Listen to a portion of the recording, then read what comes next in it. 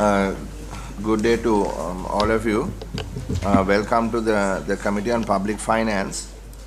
We will take the consideration of regulations on Section 20 of the BOI. But before we do that, could you kindly introduce yourselves for the record, please?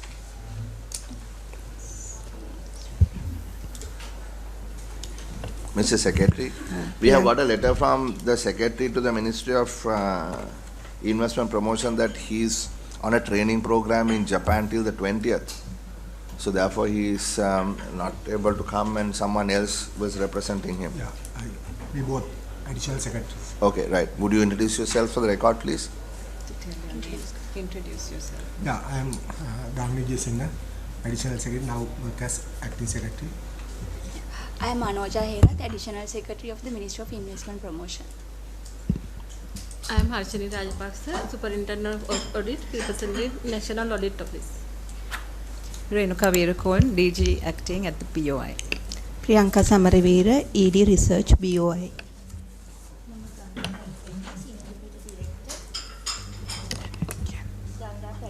Senior Deputy Director, BOI. Anjit Dharmasiri, Director, Investment Appraisal, BOI. Himali Udugudawatta, Director Legal, BOI. I am WDG Priyankara, Director Investment Appraisal, BOI. Nirmalan Vigneswaran, Deputy Solicitor General, Attorney General's Department. Dinusha Jayavira, Niti Nildari, Ajan Pravadana Matansha. Nishanta Disanayaka, Senior Deputy Director, BOI. Padmini Kumariam, Senior Deputy Director of Customs. Upul Indrajit, Senior Deputy Director of Customs. Sudhata Silva, Additional Director General, Sri Lanka Customs. Thank you. Could you please explain to us what you are requesting this committee to do? What is the approval that you are requesting and why you are doing so? Please, thank you. Yes, thank you. The Board of Investments law currently, as we have it, does not permit any existing company to come into the BOI purview. So it has to be a newly established company that can be accommodated under our law. So what we have found over the years is that there have been requests by non-BOI companies who are operating under normal laws of the country to also come within our purview and operate. So now, particularly we see all the companies are trying to have lean operations. They don't want to have multiple companies in order to have a better administrative process. And we have seen the need to accommodate such companies who are currently operating under normal laws. And in view of the economic situation over the last couple of years, with COVID and the rest of it, we have also seen a downturn in most of the companies, like in the hotel sector, which needed upgrading, but they didn't have a proviso to come into BOI with foreign investors who would want to invest into it because of this lack of capability to do it under the provisions that we have. So in order to facilitate such investments, but without compromising on the investment thresholds that we normally request for an investor to have when they come into BOI, we have suggested to have this legislation passed so that we can accommodate companies who are already operating to come into BOI with a top-up of the investment that would meet our criteria. So we have been successful actually. Aman Resorts came in recently to Hunas Falls under this particular proviso. So there again we would see it benefiting the country and the tourism industry. Currently we have had about 6 or 7 who have come in even in other sectors, so which we as the BOI feel that it would give them also a level playing field in terms of what is offered to investors under the BOI regime. Now, it would be detrimental to the existing investors who brought in a certain amount of money in order to get approval under Section 17. Not so much, sir, because we are not compromising on the investment threshold, as I said. It is very clear. It is clear. So if it is, say, manufacturing is 500,000 USD, we would consider if they have maybe brought in 250 as it is, they have to top it up with another 250,000. which would bring them on par with our normal investors. So what we are trying to do here is actually spur more economic activity where they can bring in more technology or added facilitation into the process by being able to even approach a foreign investor to buy shares into it. So, respective if they got the original investment, they are expecting to top it up now. Correct. And get on par with the That's rest right. of the requirement. what about other facility like exemption from taxes and so on? Yes. Just 1 minute before we go there, I would like to clarify this. Now, under the section 17, you get various exemptions. Let's talk about the exemptions later. But the threshold, what is the minimum threshold to get section 17? It will depend on the sector. If you look at the manufacturing, it's $500,000. But if you look at the tourism sector, it would be $3 million.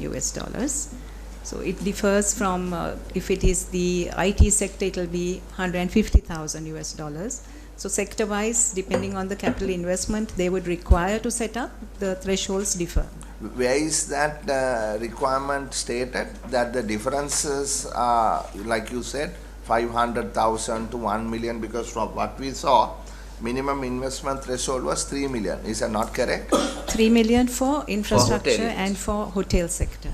Only for infrastructure and hotels? Hotel, because it would need more capital investment. So where is that, where is the... That is in our guidelines, in our website as well, and it is published as in the BOI guidelines. Guidelines are regulated, those are published as gazette. They are gazetted, yes. So can you direct us to that gazette, which the regulations have been approved by Parliament? Is approved by Parliament, correct? Yeah, it is an old gazette that we are still following. It is 2006 gazette. So 2006 threshold still remain? It still remains. Do you So think it has it been means- high. It is high even at that. We still have lobbying to say this threshold is too high, but these have been quite high even at that time. Right. So could you direct us to that? Do you have that? Yes, I can. So could you just read some of the sectors and the minimum requirements, please? Because people say, look, there are no investment incentives to invest in Sri Lanka. But now you are saying there are so many. We and that have- 500,000 you get various incentives. We currently don't give any tax incentives because that has been stopped since 2016. But we have thresholds for purpose of accommodating into BOI. We have thresholds. Yeah, so let's get into the second part later. The first part, the thresholds, could you just read out the list, not exhaustive list, but... Right. So if you look at the non-traditional goods for export, we have, we used to have it where we give the tax holiday of 5 years and the threshold was 500,000 USD. Currently, we use the threshold, but we don't give a tax holiday. So what you're saying is, if a person then brings in additional, the person has invested 250,000, so you invest another $250,000. Yes. Then you go into section 17, and you get you don't get the tax break, but you get the rest of them. Correct. The rest of them meaning? Customs duty exemptions on their capital items. If it is an export-oriented company, even the raw material would be allowed on duty-free. Okay. So that means the threshold remains. Threshold remains. I Right. can share the gazette with. I Please can do. table it today. Questions? Anyone else? Chairman, I wanted to raise a kind of fundamental thing. You know that during the wartime, we gave a lot of tax concessions to the investors that can be actually justified. Yeah.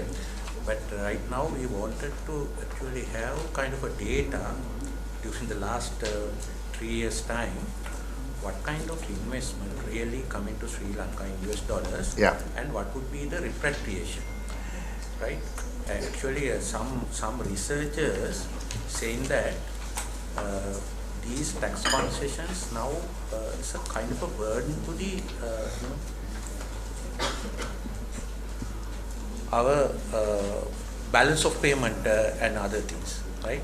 So we wanted to know what are the real terms in US dollars the real investment coming to Sri Lanka, and what would be the repatriation during the same time?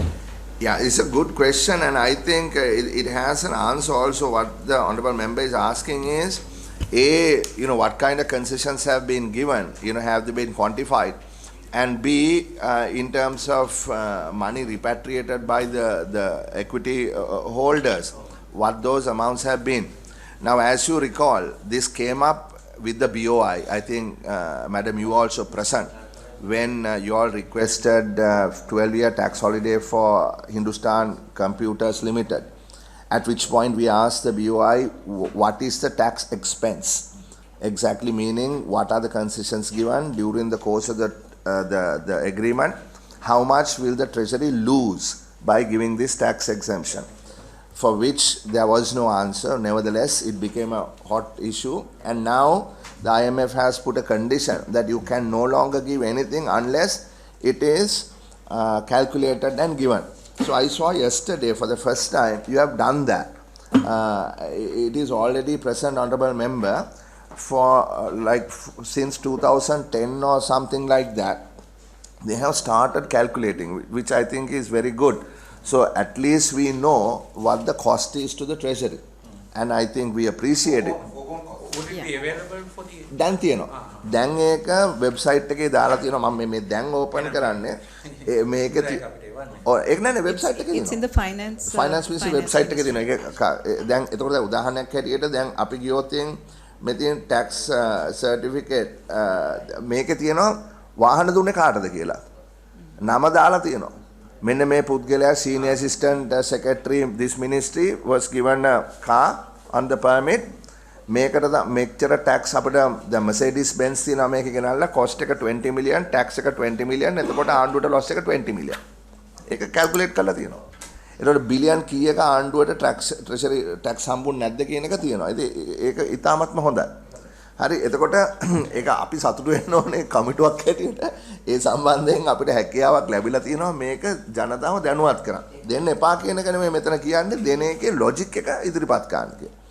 දැන් ඊට පස්සේ procurement කරනකොට කවුද දැන් මෙතන තියෙනවා නොයෙකුත් තෙල් procurement වලට ගන්නකොට කවුද submit කරේ tenders?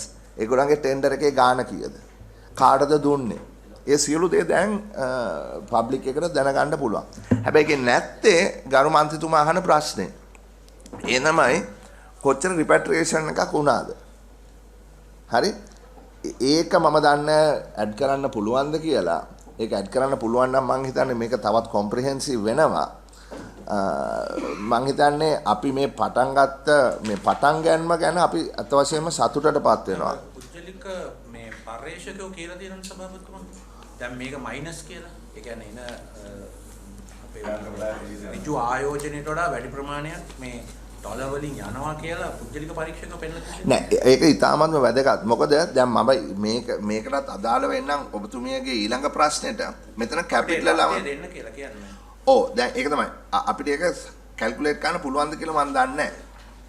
දැන් මම මගේ ඊළඟ ප්‍රශ්නේ මම අහන්නම්. ඊළඟ ප්‍රශ්නේ මම අහන්න. මොකද ඒ data BOI එකට තියනවාද කියලා මම දන්නේ නෑ. තියනවාද? No, we don't have that data because how can the private researchers that doing these things? නෑ, private researchers ලා සමහර විට estimate කරනවා වෙන්න පුළුවන්. හැබැයි ඇත්ත value එක BOI එකට ලැබෙන්නේ නෑ. මොකද කොච්චර dividend repatriate කරනවද කියන එක නීති අනුකූලව BOI එකට දන්නන්න ඕනේද නැද්ද?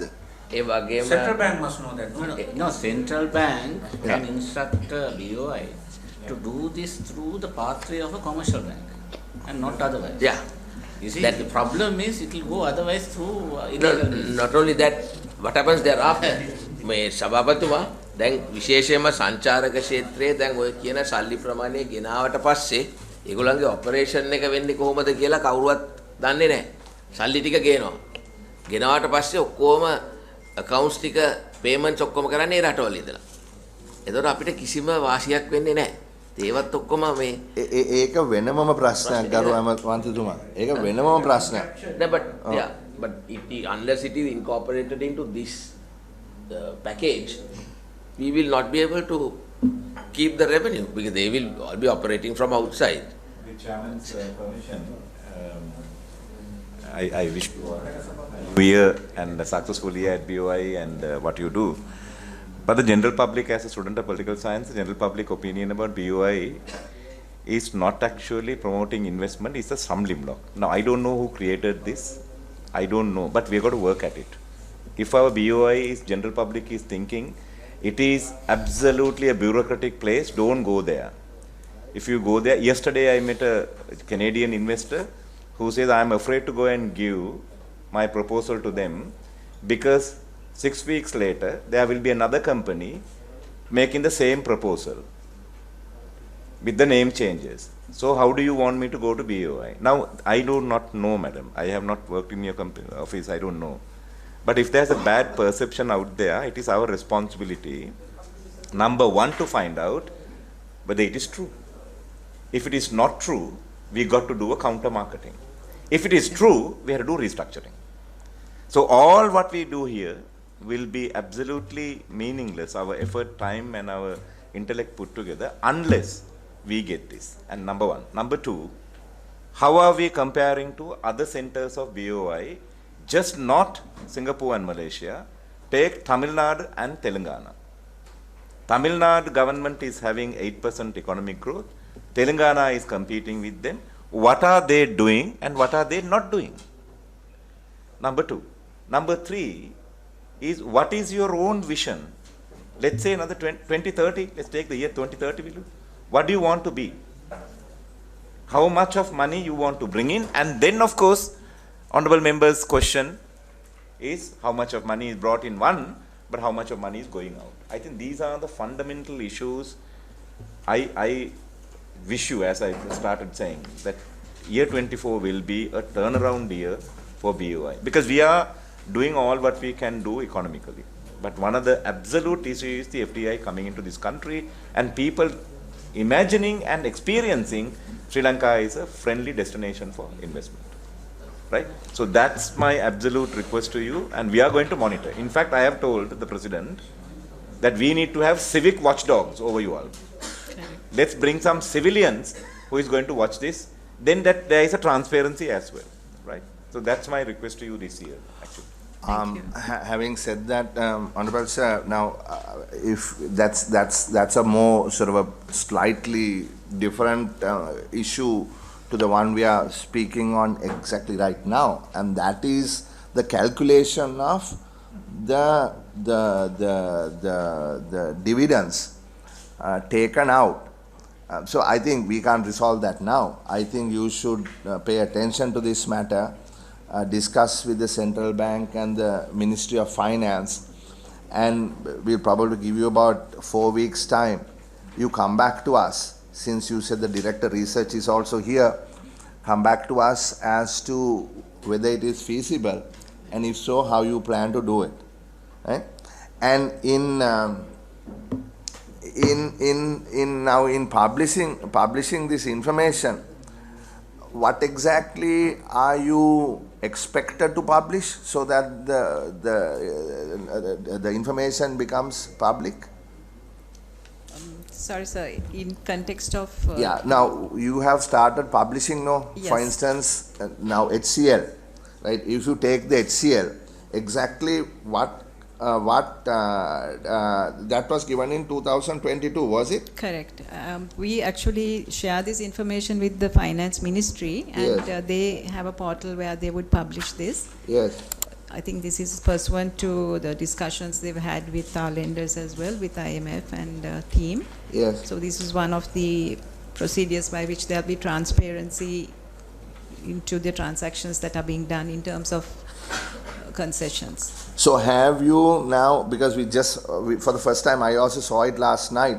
I don't know when you started publishing, probably 2-3 days ago. No, sir. We've been giving it from about mid-year. We've been giving it to the finance, but I think the they have publishing published it now. Publishing, maybe 1st of Jan, I don't know.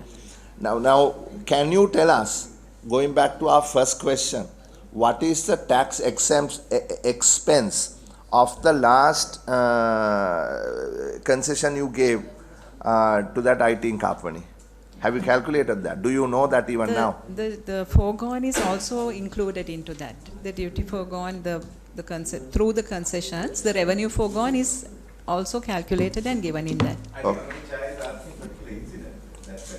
Have you calculated that? Yes. They said 10 years first. I was in 12 years. 12 years. 12 years. Altogether they said first some So year that's and then 5 calculated. years added and all. Yeah. When we asked, I think our they were telling all this investment come, job creation and all, but we were more interested in all this. The actual. End of the day, how much is going to cost per dollar for the Sri Lankan state, which they couldn't have done. They came back and I think as I remember, they said overall, base year to the final year, it will be about $72 million. I don't know whether that was true. That's what I remember as they presented. Then we have to ask the question, whether that 72 million is worth what Honorable Party Champion is asking, whether that's in par with the investment or not. Right? If we are going $32 million, we are giving taxes, how much should they bring and who is monitoring whether what they say they will do? That was our pertinent question. Yeah. So anyway, at least now we should know, this country will know what the tax expense is. Okay. So we'll give you that directive, kindly work accordingly. My last question on this before we approve this is, you say that when you go to section 17, projects meeting the minimum investment threshold of $3 million or more can enjoy special incentives including enhanced capital allowances. Okay. Now, enhanced capital allowance and tax concession, what is the difference? Tax concession, we would give them upfront, say it's a 5-year. So starting from the year of commercialization, they would be on the profits they make, they would get the tax break. But under enhanced capital allowance, it's on the actual fixed assets that they bring into the country, the value of that, which will be able to be depreciated 100% or 200% if it is in the northern province. So it's based on the actual investment they have made on fixed assets. Yeah, so I think I just want to make a comment here to the members. I mean, this is what Honorable Mangala Samaravira did in 2017, I think, which makes a lot of sense, which means you are still giving an incentive, but that incentive is based on the investment you make. So sometimes you make $100,000 investment and take profits for, don't pay taxes on profits for 25 years. But here you make $100,000 investment, and if you make it in Jaffna, for instance, you get a 300% capital allowance. Up to $300,000 taxes you don't have to pay. That is what it means, isn't it? That's right. So it's based on the investment you made. So that's all. I think if you meet the same threshold, I don't think we have any issue in approving this. Thank you very much. Thank you. We have to go to the next one, PortCity. Is the BOI also involved in that? No, Chair. Okay, PortCity. So we can be excused? Yes, you can be excused. Thank you very much.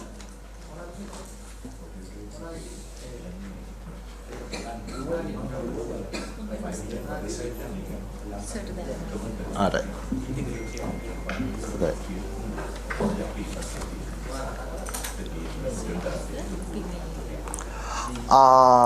All right.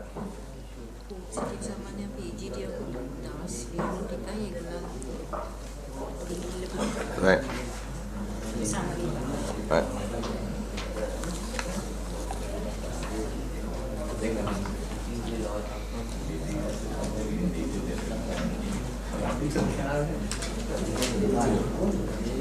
The other thing you got today also, 8 10.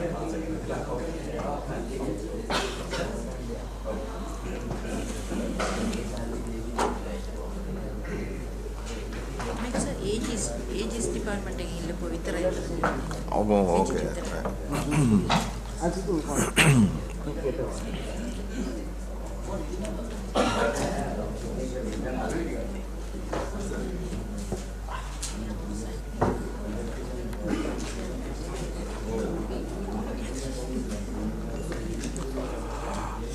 Good day. Welcome to the Committee on Public Finance. Could you introduce yourselves for the record, please? Those who just arrived. Revan Vikramasuriya, Chief Operating Officer, Colombo Port City Economic Commission. Susapille, Acting Director General, Commission Member. Niranjan Arul Pragasam, Commission Member. Vindhya Veerasekara, Director Legal, PortCity Economic Commission. Visakha Elapatha වෙළඳ හා ආයෝජන ප්‍රතිපත්ති දෙපාර්තමේන්තුව අධ්‍යක්ෂ. Russell Ranaweera අතිරේක අධ්‍යක්ෂ general වෙළඳ හා ආයෝජන ප්‍රතිපත්ති දෙපාර්තමේන්තුව. Ruwan Gunratna, Assistant Auditor General, National Audit Office.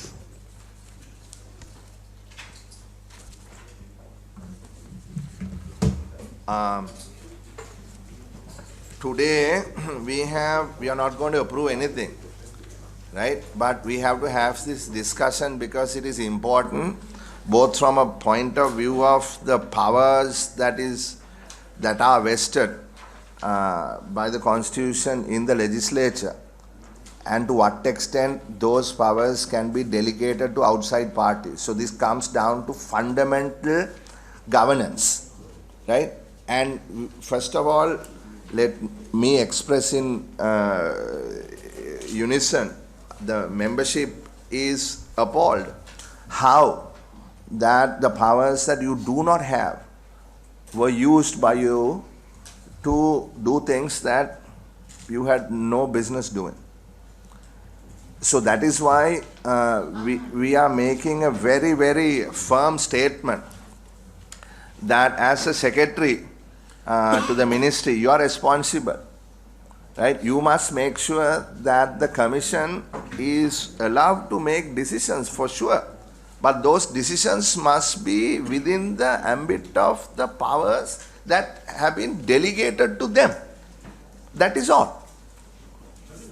හරි දැන් මෙතන වෙලා තියෙන්නේ ඕගොල්ලෝ ඩියුටි ෆ්‍රී ෂොප් එකක් දාන්න යනවා කොටුවේ. එතකොට මේ ඩියුටි ෆ්‍රී ෂොප් එකේ විකුණන්න පුළුවන් මොනවද, කොයි ප්‍රමාණයක්ද, කොච්චර allowance එකක් දෙන්න පුළුවන්ද කියලා ඕගොල්ලෝ නීති වාගයක් හදලා තියෙනවා. දැන් අපි අහපු ප්‍රශ්නේ තමයි ඕගොල්ලන්ට මොන බලයද ඕගොල්ලන්ට තිබුණේ මේ නීති හදන්න. ඒතර ඕගොල්ලෝ කිව්වා ඕගොල්ලන්ට ඒ බලය තියෙනවා rules කියන එක. ඒ rules පාවිච්චි කරලා ඕගොල්ලෝ මේ නීති හදුවා කියලා. නමුත් අපි ඒක පිළිගත්තේ නැහැ.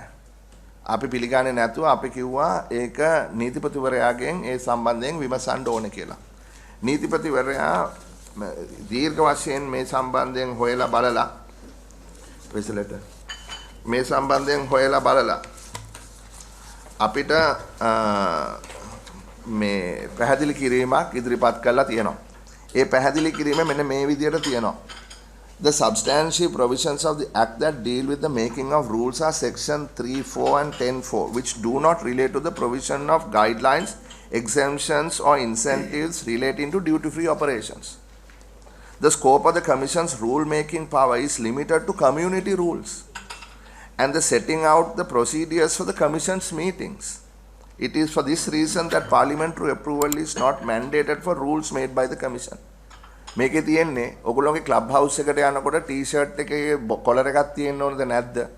සෙරප්පු දාගෙන යන්න පුළුවන්ද නැද්ද? ගාන්ටාරේ පන්සලේ ගහන්න පුළුවන් 6න් පස්සේද නැද්ද කියන කමියුනිටි රූල්ස්.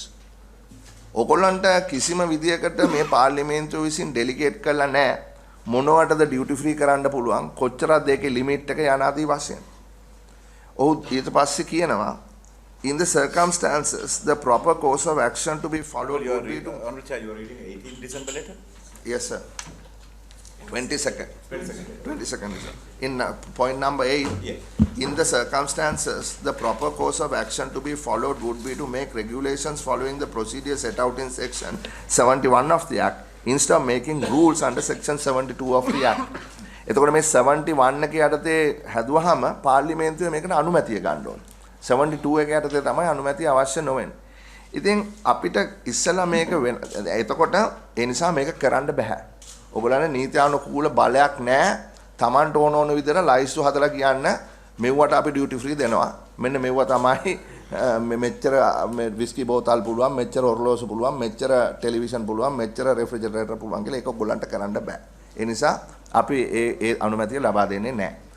අද උදේ අපිට ලියුමක් එවලා තියෙනවා ඔබතුමා මේගේ ලේකම්තුමා ඔබතුමාලා පිළිගන්නවා මේ නීතිපතිවරයාගේ පොසිෂන් එක. ඒ නිසා Where are the letters that I got in the morning?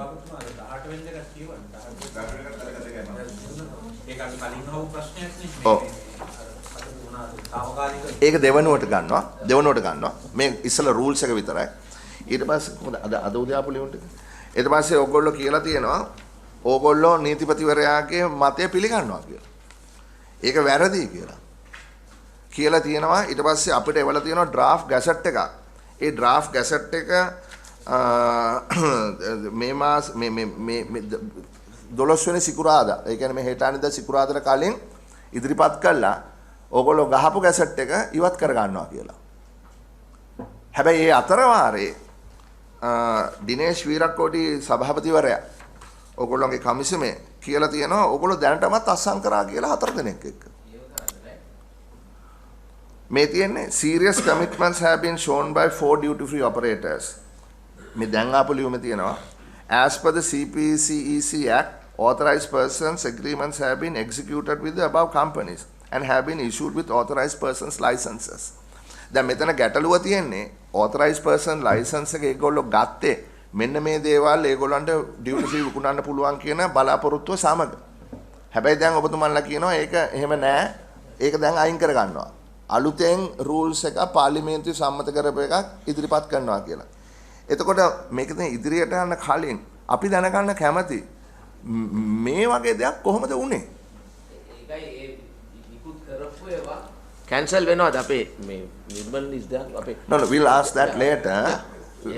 We want to find out how such a grave error was committed and who is responsible for this. මොකද මේක තියෙන්නේ policy consistency එකන්නේ. හැමෝම කියන්නේ මේ රටටම වැඩක් නැහැ එක දවසක් එක නීතියක් තව දවසක් නව නීතියක්. දැන් මේගොල්ලෝ අස්සම් කරනවා මෙන්න මේ දේවල් විකුණන්න. ඊට පස්සේ ඕගොල්ලෝ කියනවා නෑ ඒවා කරන්න බෑ කියලා ගැසට් එක අයින් කර ගන්නවා. ඒතර ඒ මිනිස්සුන්ගේ credibility එක ඒ මිනිස්සු අපේ රට පිළිබඳ තියෙන විශ්වාසය පළුදු වෙන්නේ නැද්ද? With Chairman's permission, I think that is the pertaining issue. We need to find out also who stepped out and took the onus of drafting and making this. අපිට ඕනේ responsibility එකක් මේකට. We need to really nail down that responsibility which has gone beyond. So there may be a willful thing or a human accident. Okay, I am willing to take that. But end of the day, we are starting a new project, but we are getting reverse communication, reverse demarketization of the whole thing. So how are we going to arrest this and how are we going to move forward is my question. We can find who did that and what is the his or her authority rule and we can correct it.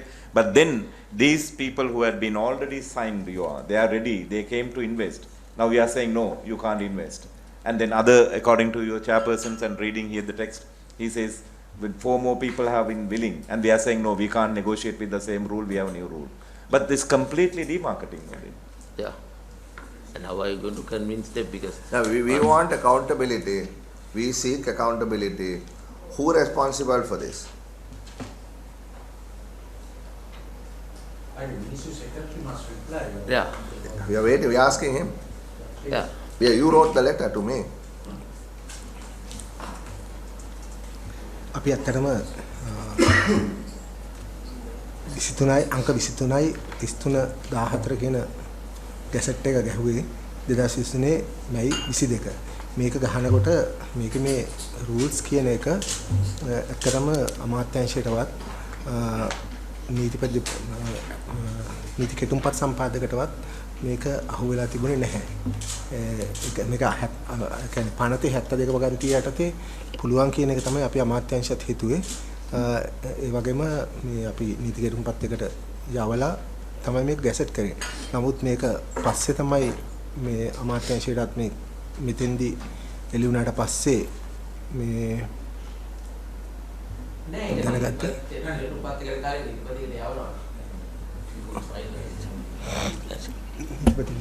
නීතිපතිකට ගියේ නැහැ. නීති කෙටුම්පත් සම්පාදකට ගිහිල්ලා තමයි draft එක මේ එතනින් හදලා එව්වේ. නීතිපතිකට ගියේ නැහැ.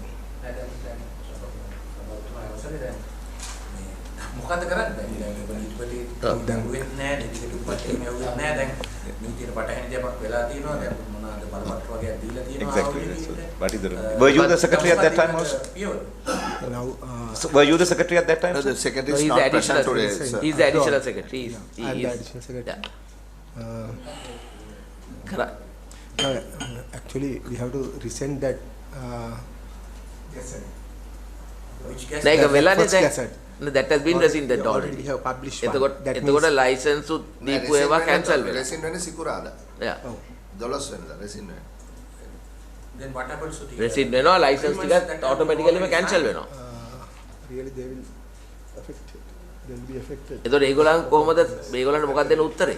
නෑ නෑ පොඩ්ඩක් කියන්න ලයිසන් ඒගොල්ලන්ගේ authorized person license එක cancel වෙන්න අවශ්‍යතාවයක් නෑ මං හිතන්නේ. නෑ නෑ ඒක වෙන්න අවශ්‍යතාවයක් නෑ.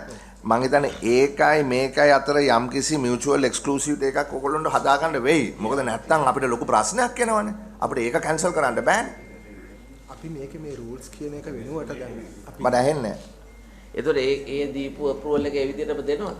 නෑ දැන් ඒ approval එක දීලා තියෙන්නේ මේක හරිනම් අපි මොකද මේක විසඳ ගන්න ඕනේ අද. ඒක තමයි දැන් මේ ප්‍රශ්නේ මේකයි ලේකම්තුමා දැන් මේ දීපු බලපත්‍ර හතර හරි කීය හරි දුන්නේ ඔය දැනට ඔබතුමාලා නීති විරෝධී කියලා හිතන ගැසට් එක පදනම් කරගෙන නම් ඒක මත නම් අනිවාර්යයෙන්ම ඒ බලපත්‍ර මේ වළංගු වෙන්නේ නැහැ. ඔව්. එහෙම නැත්නම් ඕගලන්ට මේ සභාපතිතුමා කියන විදිහට වෙන කොහේ හරි ක්‍රමවේදයක් පෙන්වන්න පුළුවන් නම් ඒ බලපත්‍ර හතර ගියේ එකෙන් කියලා එතකොට ඒක ප්‍රශ්නයක් වෙන්නේ නැහැ. එහෙම නැත්නම් ඕගලන්ට බලපත්‍රලාභීන්ට කියන්න වෙනවා අපි අලුත් ගැසට් එකක් කියලා ඒ පාර්ලිමේන්තුව අනුමත කරනවා ඊට පස්සේ අපි ඕගලන්ට ඒ අනුව දෙනවා. ඒ අනුව දෙනවා.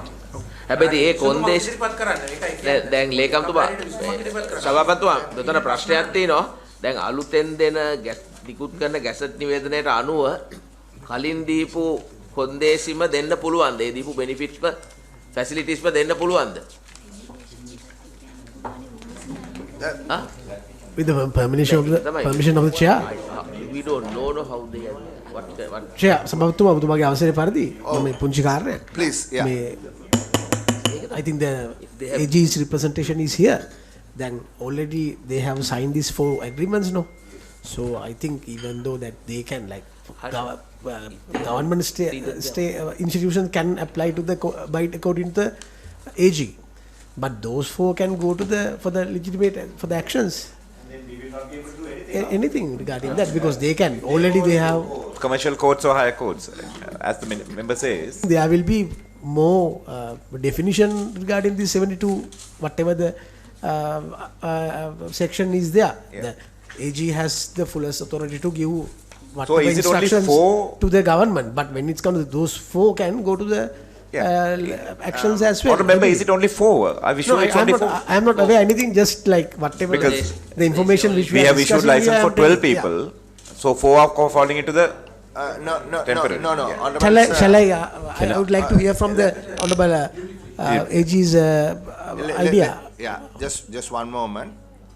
Before you answer, DSC, so these are new ones. Those are not the 12.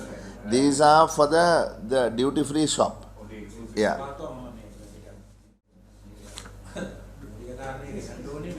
PortCity එක හදද්දී ඔය duty free shops කතාවක් නම් ඕකේ තිබුණේ නැහැ. ඒ කියන්නේ ආරම්භක සැලසුමේ හා ආරම්භක මේ මොනවාද ආයෝජන සැලසුමේ තිබුණේ නැහැ. ඉතින් ආයෝජන සැලසුමේ තිබුණේ මූලික ආයෝජන 4ක් තමයි 2025 වෙනකන් තිබුණේ. ඒ කියන්නේ අර අන්තර්ජාතික රෝහල, අන්තර්ජාතික පාසල හරි විශ්වවිද්‍යාලය හරි ඊළඟට මේ කන්වෙන්ෂන් හෝල් එක ඊළඟට අර බැංකින් ඔතන ගන්න අර ෆයිනෑන්ෂියල් සිටි කියලා කියපු ඒ ඔය හතර තමයි 2025 වෙනකන් තිබුණේ. මේ මැද්දෙන් ගහපු එකක් මේක. දැන් මේකෙන් අර අපේ එයාපෝට් එකේ තියෙන මේ ඩියුටි ෆ්‍රී සාප්පු ඔක්කොටම විතරක් නෙමෙයි මේ පාරෙන් අනිත් පැත්තේ තියෙන මේ රජය විසින් හදලා තියෙන ඔක්කොම මේ ඔය සංවර්ධන ව්‍යාපෘති ඔක්කොම වදිනවනේ. පාරෙන් එහා පැත්තේ එක මිනිහෙකුට බඩුවක් විකුණ ගන්න බෑනේ. නෑ ඒක තමයි අපි අහපු ප්‍රශ්නේ. ඒකත් එක්ක තමයි මේක මේ දුරදිගගේ ඒවත් ඔක්කොම මේ ආණ්ඩුව කිව්සුම් අස්සම් කරලා දීපුවාද? Yeah, please. DSC. Honorable member, the issue is, first of all, we'll have to first check what the agreement says and what they have relied on when they entered into the agreement. So without looking at that, all what I'm saying is hypothetical. So So I haven't seen the agreement that was signed.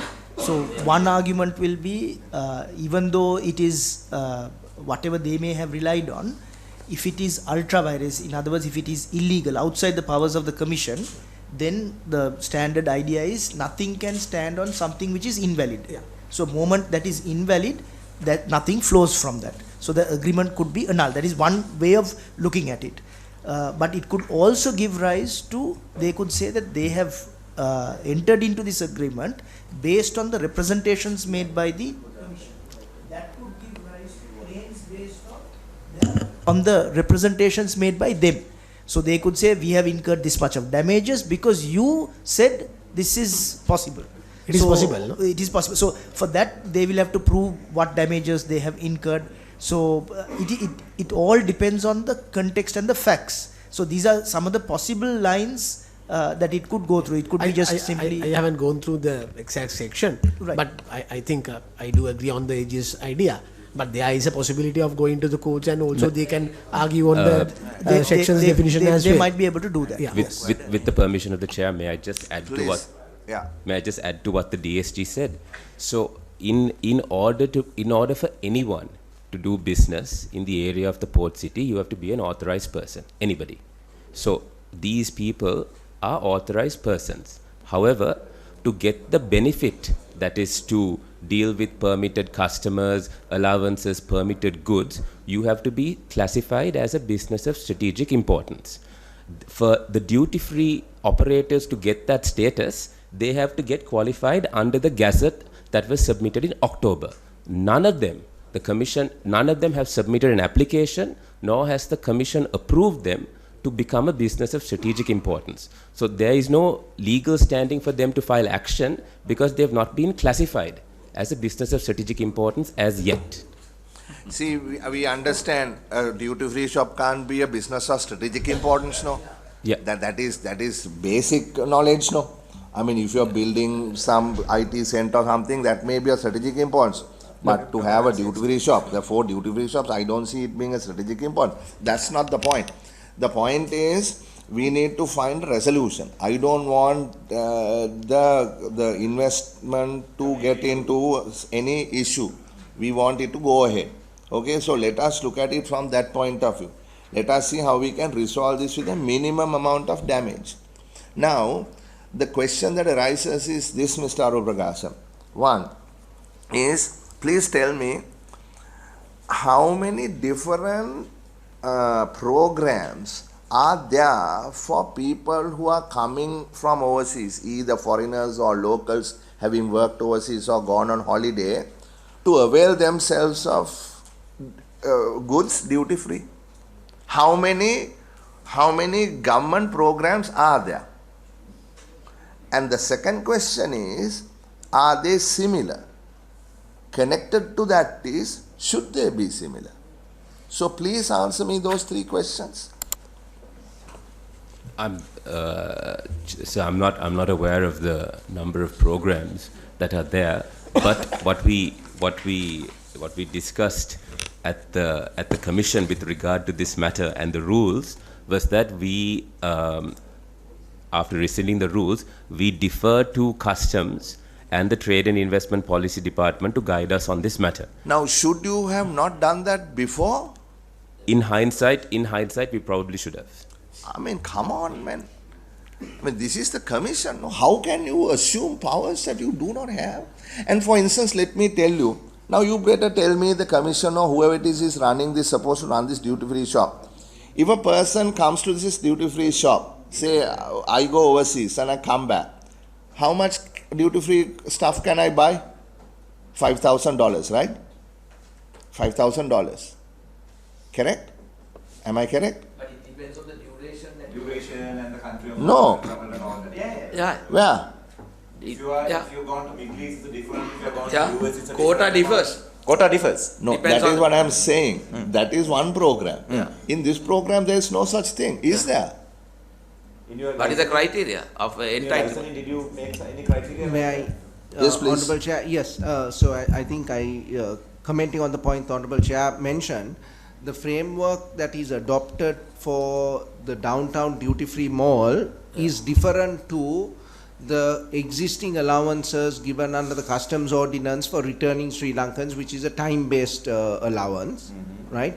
And in this case, the rules that were gazetted and now going to be rescinded spoke of a $5,000 annual allowance for returning Sri Lankans. Once a year, they're given an allowance of $5,000 to come back. Irrespective of their stay or anything? Any Sri Lankan. So you take a ticket and go to Maldives and come back, you are entitled to 5,000. For 1 year. Yeah, 1 That's year. it. So if you go, it's not dependent on the number of times you go out. I know. Right? Yes. So that will be a different illegal business in this country. That will be different. So this is why I'm saying, gentlemen, that this is a little unbelievable, right? And also there was another one brought in by the Labour Ministry, and that is to encourage people working overseas to remit money to Sri Lanka. And you have Silva Plus, Gold Plus and Platinum. For instance, you get, if you stay for 1 year, over 1 year, you get an allowance of 1,750. To get 1,750, you have to remit $2,400. Then you get a 1,750 this thing. We question them on the equity principle, and based on our questioning, they revised it, and now they get 2,350.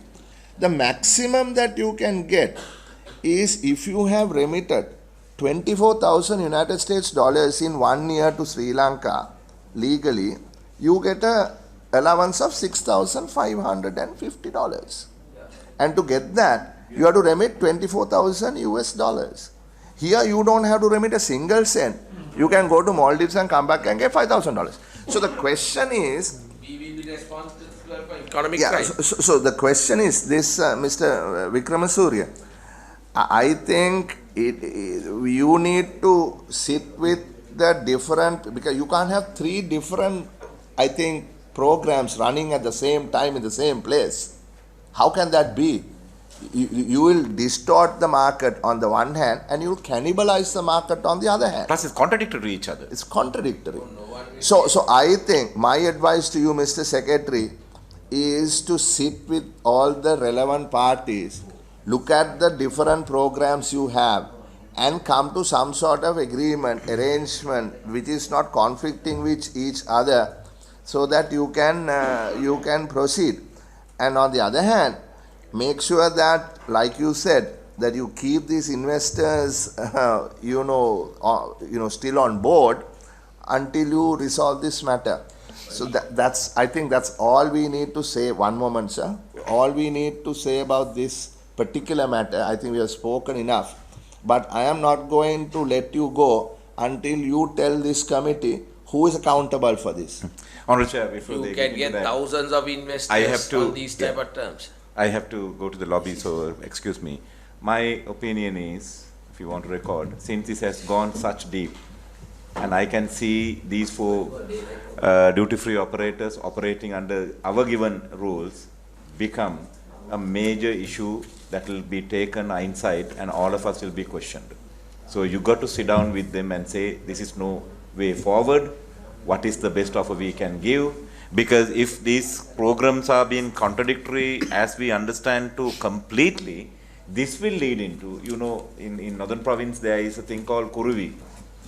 People take the flight for 2 days and roam around in Chennai and other places and bring things. Right? I mean, that's completely affecting the local economy and local manufacturer. So I think the 4 members, I would say even chairman's permission, if the 4 members wish to come to the committee, we can also bring them, but give them a deal. This cannot go like this. That's my opinion, Chair. I'm not going to vote for that, even if it comes in this status. No, you see, and I think you must take more responsibility. The Secretary of the Ministry is not here. He's gone on some overseas training. What training, man? Get this right. What is priority? Where is the chairman of your PortCity Economic Commission? There is no Director General to the commission for the commission. We talked about this 2 years ago. Is there a Director General? Does the PortCity Economic Commission have a Director? Does it have a Director General? Mr. Secretary. Mr. Secretary, Mr. Acting Secretary, have you appointed a Director General to the Port City Economic Commission? Acting DG is there. We actually informed them to come. Huh? Huh? Acting DG. No, I am asking you, do you have a Director General? No. You don't have. Acting DG is there. So does the Acting Director General have all the powers of a Director General? Because I know that is not the case, for instance, with the Inland Revenue Department and all that. The Acting Commissioner General doesn't have the powers of the Commissioner General. Now in this case, does the Acting Director General have all the powers of the Director General? Don't look at me, sir. I'm asking you a question. You are the boss. Does he or does he not? Disappointing. Your chairman has not come to the committee once. Only Mr. Susa Pille and Mr. Aruprakasam have been present. I appreciate what they are trying to do, but this is a complicated mess. We got to extricate ourselves from this mess. So that's all I have to say. But I want to know, this committee wants to know who is accountable. Who's accountable? Who signed this? Who finally approved that without checking with the Attorney General?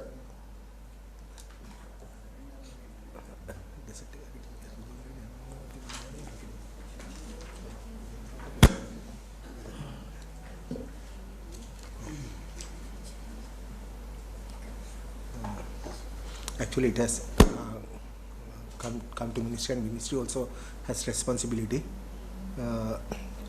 And we were not identified that word rule. How can you not identify the word, Mr. Secretary? Community rules is what community rules are, not fiscal rules. Yeah, we thought that under section. How can you think? 72 of no, but who? When you say we, who is responsible?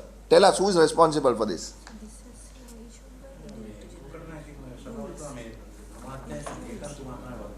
හැබැයි මේ rules issue කරලා තියෙන්නේ Director General. නෑ මම කියන්නේ gazette නිවේදනය පිළිබඳව ප්‍රධාන පරිපාලන නිලධාරියා හැටියට අමාත්‍යාංශ ලේකම් තමයි වගකීම කරගෙන ගැසට් එක. හැබැයි මෙතන ගැසට් එක issue කරලා තියෙන්නේ Director General. නෑ ඩිරෙක්ටර් ජෙනරල්ට අරයාගේ අනුමැතිය නැතුව කරන්න බෑනේ. නෑ මේගොල්ලෝ කියන්නේ මේක ඒගොල්ලන්ට මේ බලය තිබ්බා කියලානේ. ඒ කවුද Director? වෙනම ප්‍රශ්නයක්. නමුත් මේකේ මේ අවස් ගැසට් එක ඩිරෙක්ටර් ජෙනරල් ගහුවත් එයාට වගකීම කරනවා. නමුත් ඔව් පරිපාලන නිලධාරියා හැටියට ප්‍රධාන අමාත්‍යාංශ ලේකම්තුමා තමයි. දැන් මේක ගහලා තියෙන්නේ මැයි මාසේ 22 වෙනිදා 2023. එදා කවුද හිටියේ Director General? මැයි මාසේ 23 වෙනිදා 2023 කවුද Port City Commission එකේ Director General? Mr. Dr. Priyat Bandhu was acting. Mr. Priyat Bandhu. Priyat Bandhu? Acting director. එයාද Director General හිටියේ? Yeah, he also acting DG. Acting නෙමෙයි Director General දෙයා. I think the secretary නේද හිටියේ නේද? No. After that acting DG විතරනේ හිටියේ නේද? Acting DG නේද? Acting DG. ඉතින් acting DG නේ මේක DG කියන්නේ ගහලා තියෙන්නේ. මම මතකයි legally valid කියලා. Oh acting.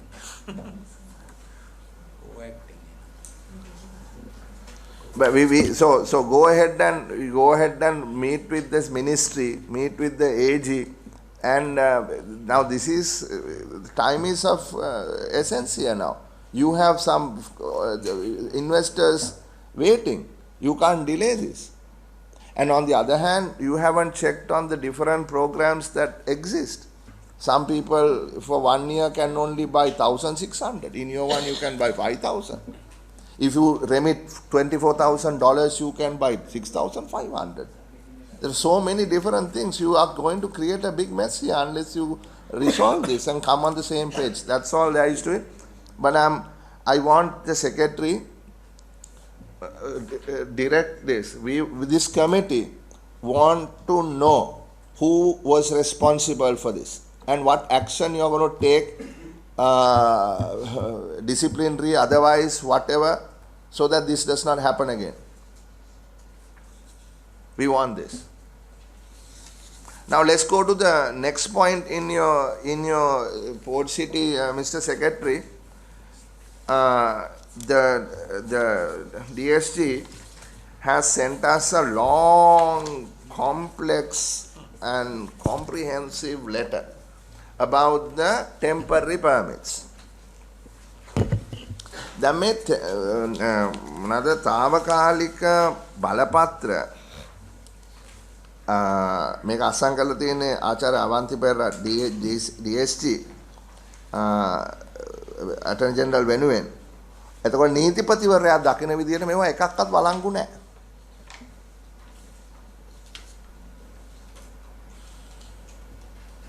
මේ එකම తాවකාලික එක මොනවද කියන්නේ ඇග්‍රීමන්ට් එකක්. මේක කියලා තියෙනන්නේ අන්තිම මේකේ නේ. මම කියවන්නම් අන්තිම පැරග්‍රාෆ් එක.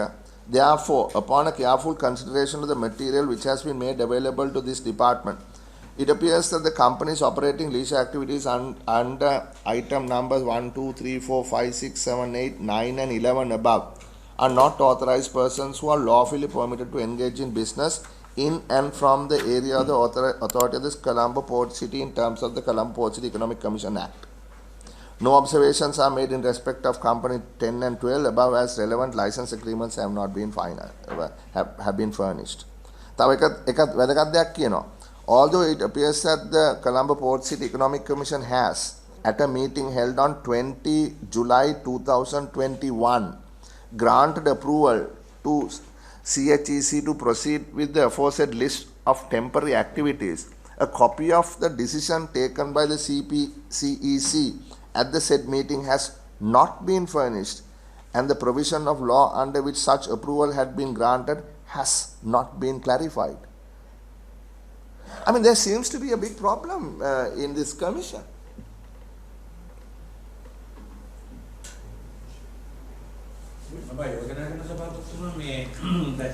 මේක දැන් මේ ලියුමේ බොහොම පැහැදිලිව කියලා තියෙන නිසා මේ සම්බන්ධයෙන් අපි මේක මීට කලිනුත් සාකච්ඡා කළා සති 3ක කාලයක් මේ සොලිසිටර් මොකද්ද මේ අටෝනි ජෙනරල් දෙපාර්තමේන්තුවට දුන්නා මේ සම්බන්ධයෙන් අනිවාර්යයෙන්ම ක්‍රියාමාර්ගයක් ගන්න ඕනේ මේ తాවකාලික බලපත්‍ර නීත්‍යානුකූල නොවන ආකාරයට දුන්නා නම් ඒවා දැන් මේගොල්ලෝ අවුරුදු 5යි කිව්වා ඒ తాවකාලික බලපත්‍ර මේ සම්බන්ධෙනුත් මේ ක්‍රියාත්මක වීමට අමාත්‍යාංශයට කියන්න ඕනේ මේවා කිසිම විදියකට මේ රෙගුලරයිස් කරන්න දෙන්න බෑ.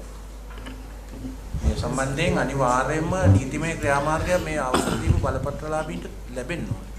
අපි ලේකම්තුමා අපි ඉල්ලුවා අපිට සති 3ක් දෙන්න කියලා අපි මේකේ රිපෝට් එකක් දෙන්නම් සම්පූර්ණයෙන්ම මේ රිපෝට් දීලා වැඩක් නැහැ මේ රිපෝට් එක දීලා තියෙන්නේ මේ අටර්නි ජෙනරල් ඔබතුමාලා තාම මොන රිපෝට් දෙන්නේ ඇඩිෂන් එකක් ගන්න සාකච්ඡා කරා ලේකම්තුමා සාකච්ඡා කළා තමයි නීතිපති දෙපාර්තමේන්තුවට දැනුම් දුන්නේ මේකේ නීත්‍යානුකූල භාවය මේ අපිට ලබා දෙන්න කියලා. ඒ අනුව තමයි මේ දීර්ඝ වාර්තාව එවලා තියෙන්නේ.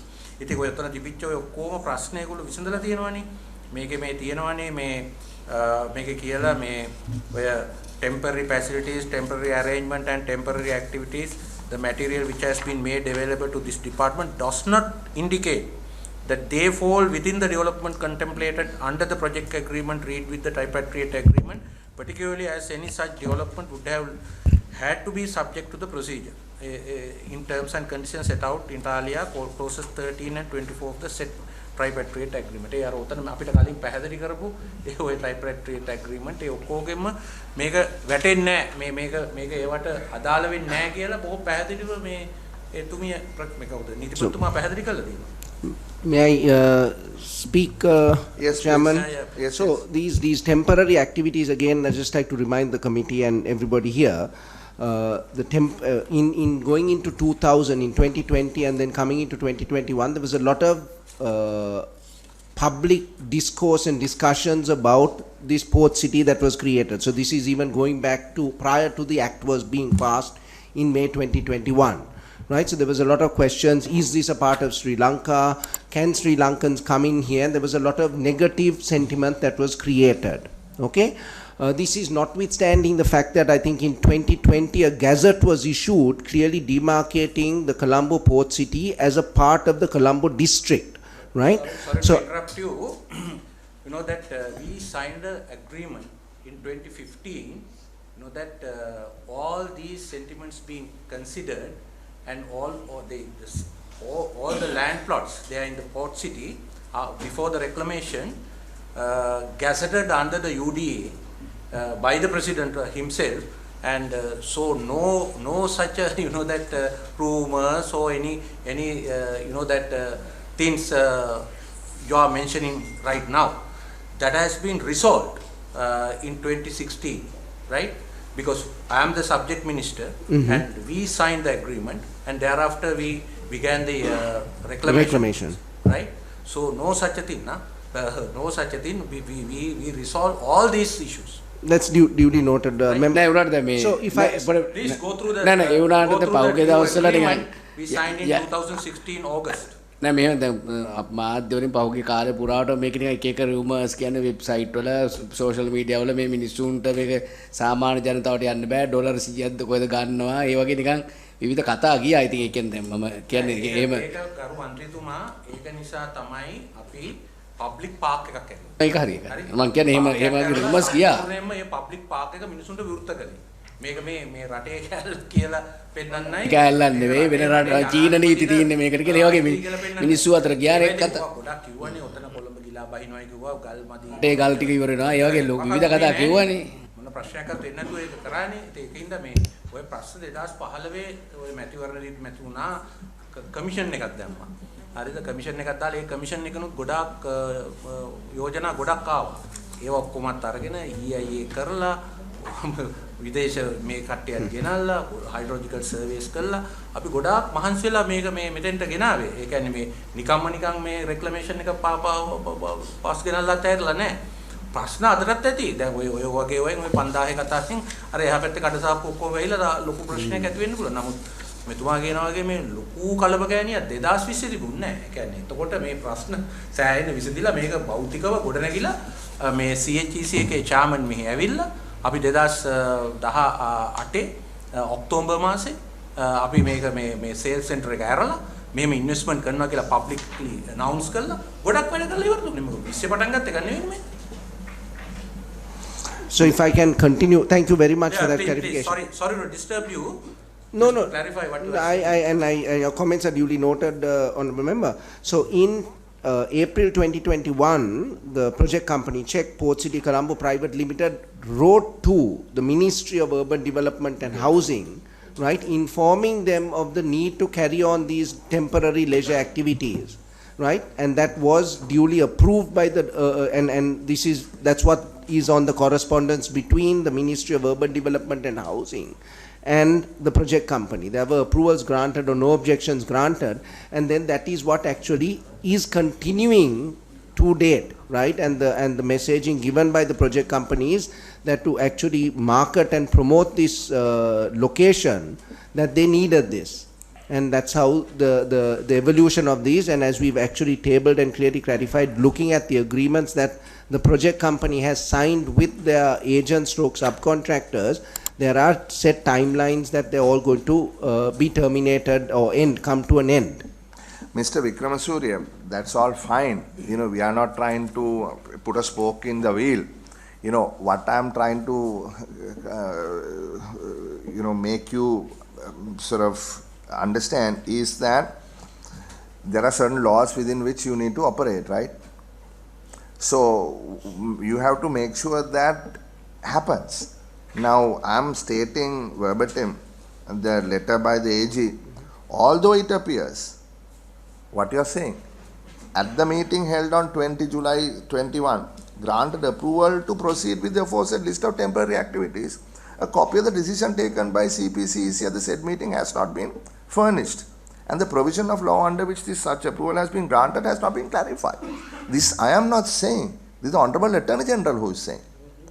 The Honorable Attorney General has sent us a letter. So the onus is on you, sir. The onus is on you, not on us, to show the law within which you did this. We are not trying to block this, but you must work with us. That's clear, sir. That letter was, I think, shared with us a few days ago. It came to our office, and that these are the discussions that would be had, and I think that's where the Minister of Investment Promotions requested for a further 3 weeks to actually address the detailed response given by the AG's office. Yeah, so we will give you 3 weeks, but in 3 weeks, make sure that you have a resolution to this. Some resolution. But we can't turn a blind eye on this, no, Mr. COO. Can we now? This is now out in the open, right? We can't say we didn't see this. We have seen this. There's an issue. The Attorney General has explicitly stated that, legal term ultra-virus, whether you can use, I don't know. But as a layman, there seems to be a technical problem, legal problem. So fix that. Right? Because it is, otherwise, we lose credibility in this operation. Right? Now, this is 2 serious lapses on your part. So, 2 serious lapses on your part. This can't continue like this. සභාපතිතුමා ඔගේ මෙහෙම ප්‍රශ්නයක් තියෙනවා. ඇත්තටම දැන් මේ CHGC එක මේ කරානේ විශාල ආයෝජනයක්. ඒගොල්ලොත් මම දන්න තරමින් ඔය බැංකුවකින් ණයක් අරගෙනනේ කරේ. ඒගොල්ලන්ට දැන් ඒකේ මේ වාරික ගෙවා ගන්න බැරි තත්ත්වයක් ඇවිල්ලා තියෙනවා. මේ ඇවිල්ලා තියෙන මේවත් එක්ක.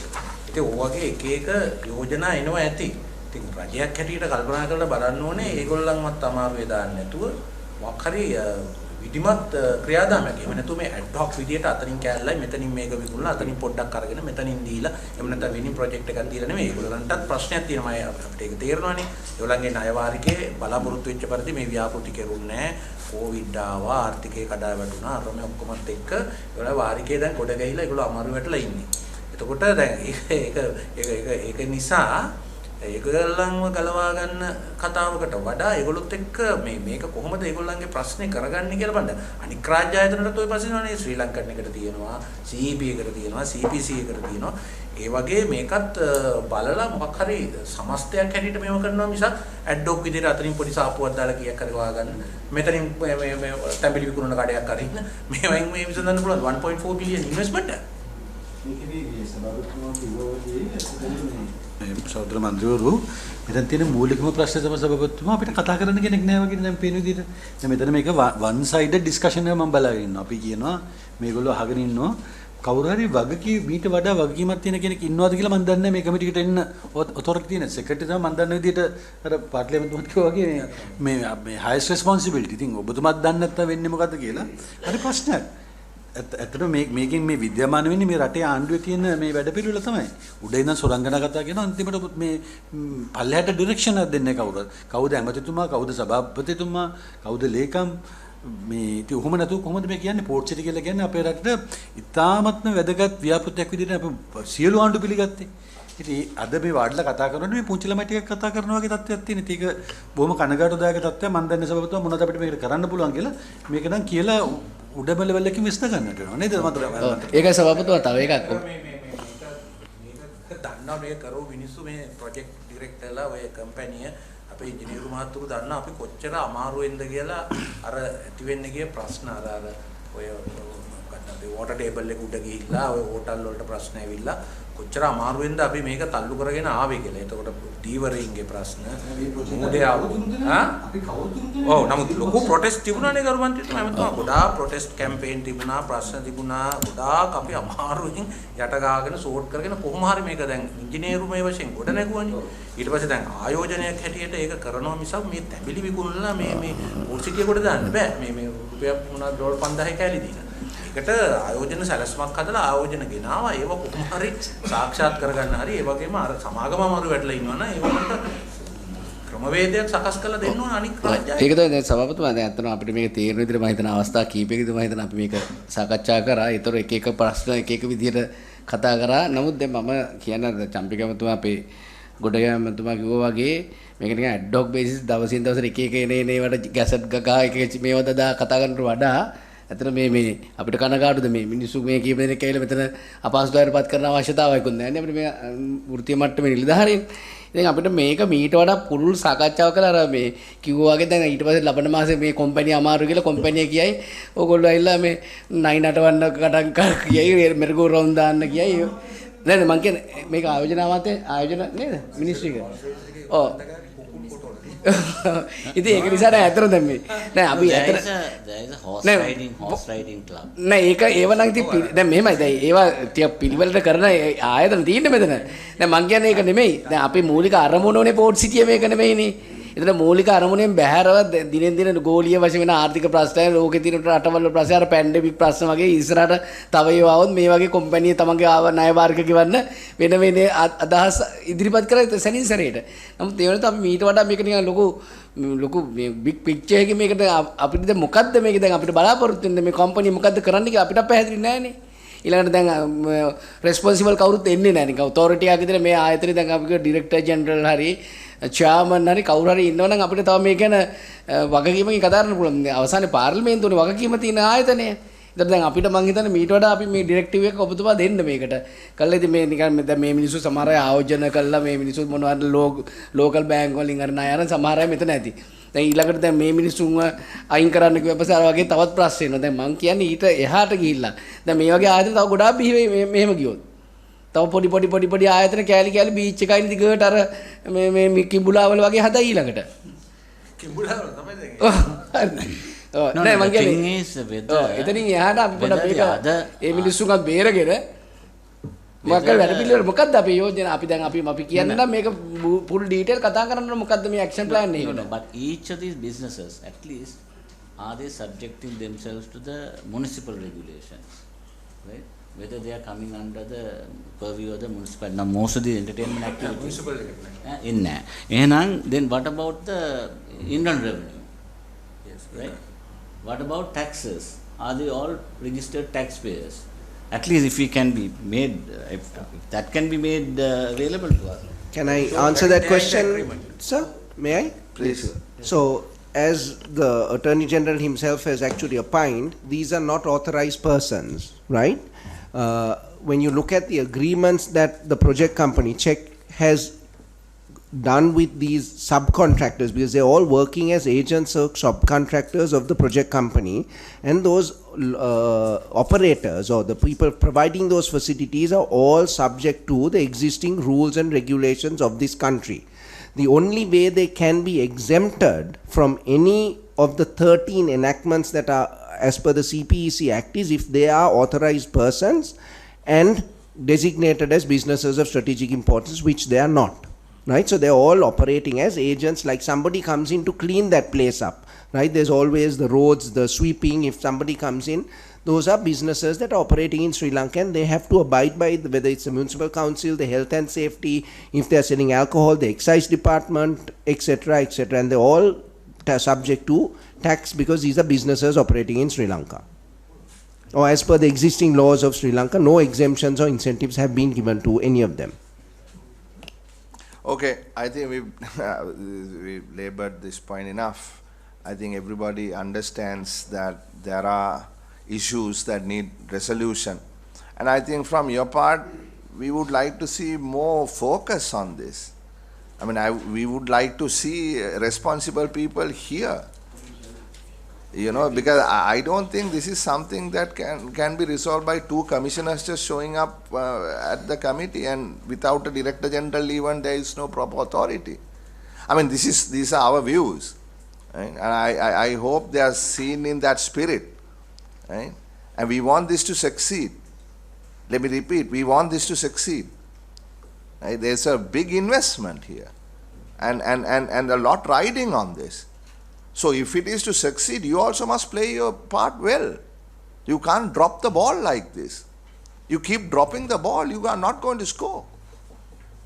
One thing appears clear to me, I have been to that area, all looks very temporary buildings.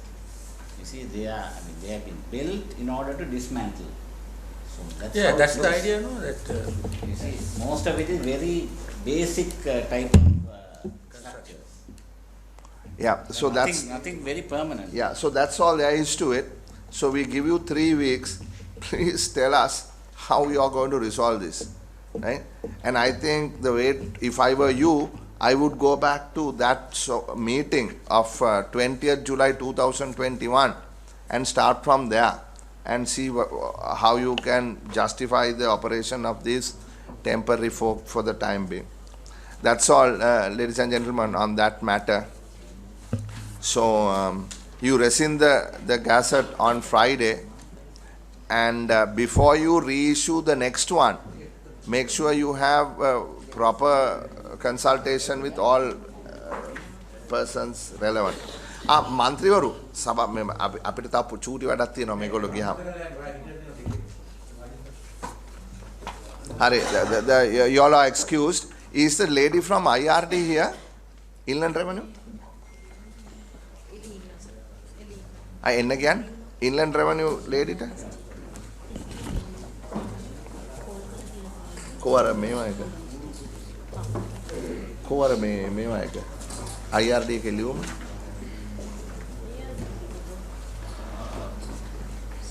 IRD ලියුම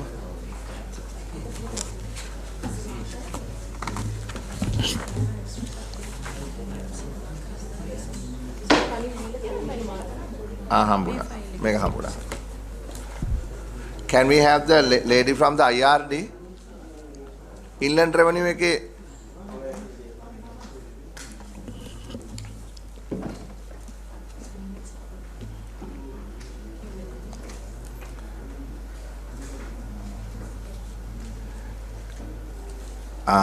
සුබ දවසක්. ඔබතුමියගේ නම කවුද? designation?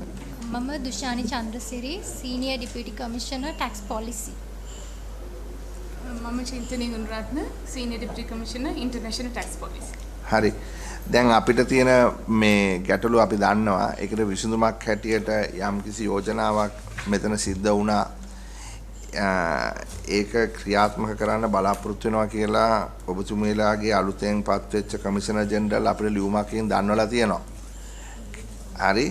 කෙටියෙන් කියනවා නම් මේ locally produced software සහ foreign produced software කියන දෙකම ඒක VAT එක අදාළ වෙන්නේ කොහෙ produce කරපු එක මතද නෙමෙයි කොහෙද consume කරපු එක මත කියන එක තමයි අපේ යෝජනාව උනේ. දැන් ඒක බාර අරගෙන තියෙන බවක් තමයි පේන්නේ.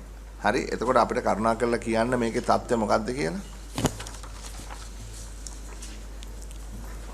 මේ ලියුමට අදාළව විස්තරයක් කරන්න.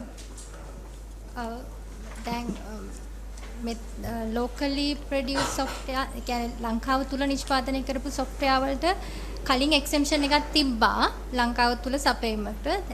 නමුත් දැන් 2024 ජනවාරි 1 වෙනිදා ඉඳලා ඒ exemption එකත් අයින් කරලා තියෙනවා. එතකොට ලංකාව තුල නිෂ්පාදනය කරන software ඒ වගේම import කරලා විකුණන software දෙකම දැන් liable වෙලා තියෙනවා.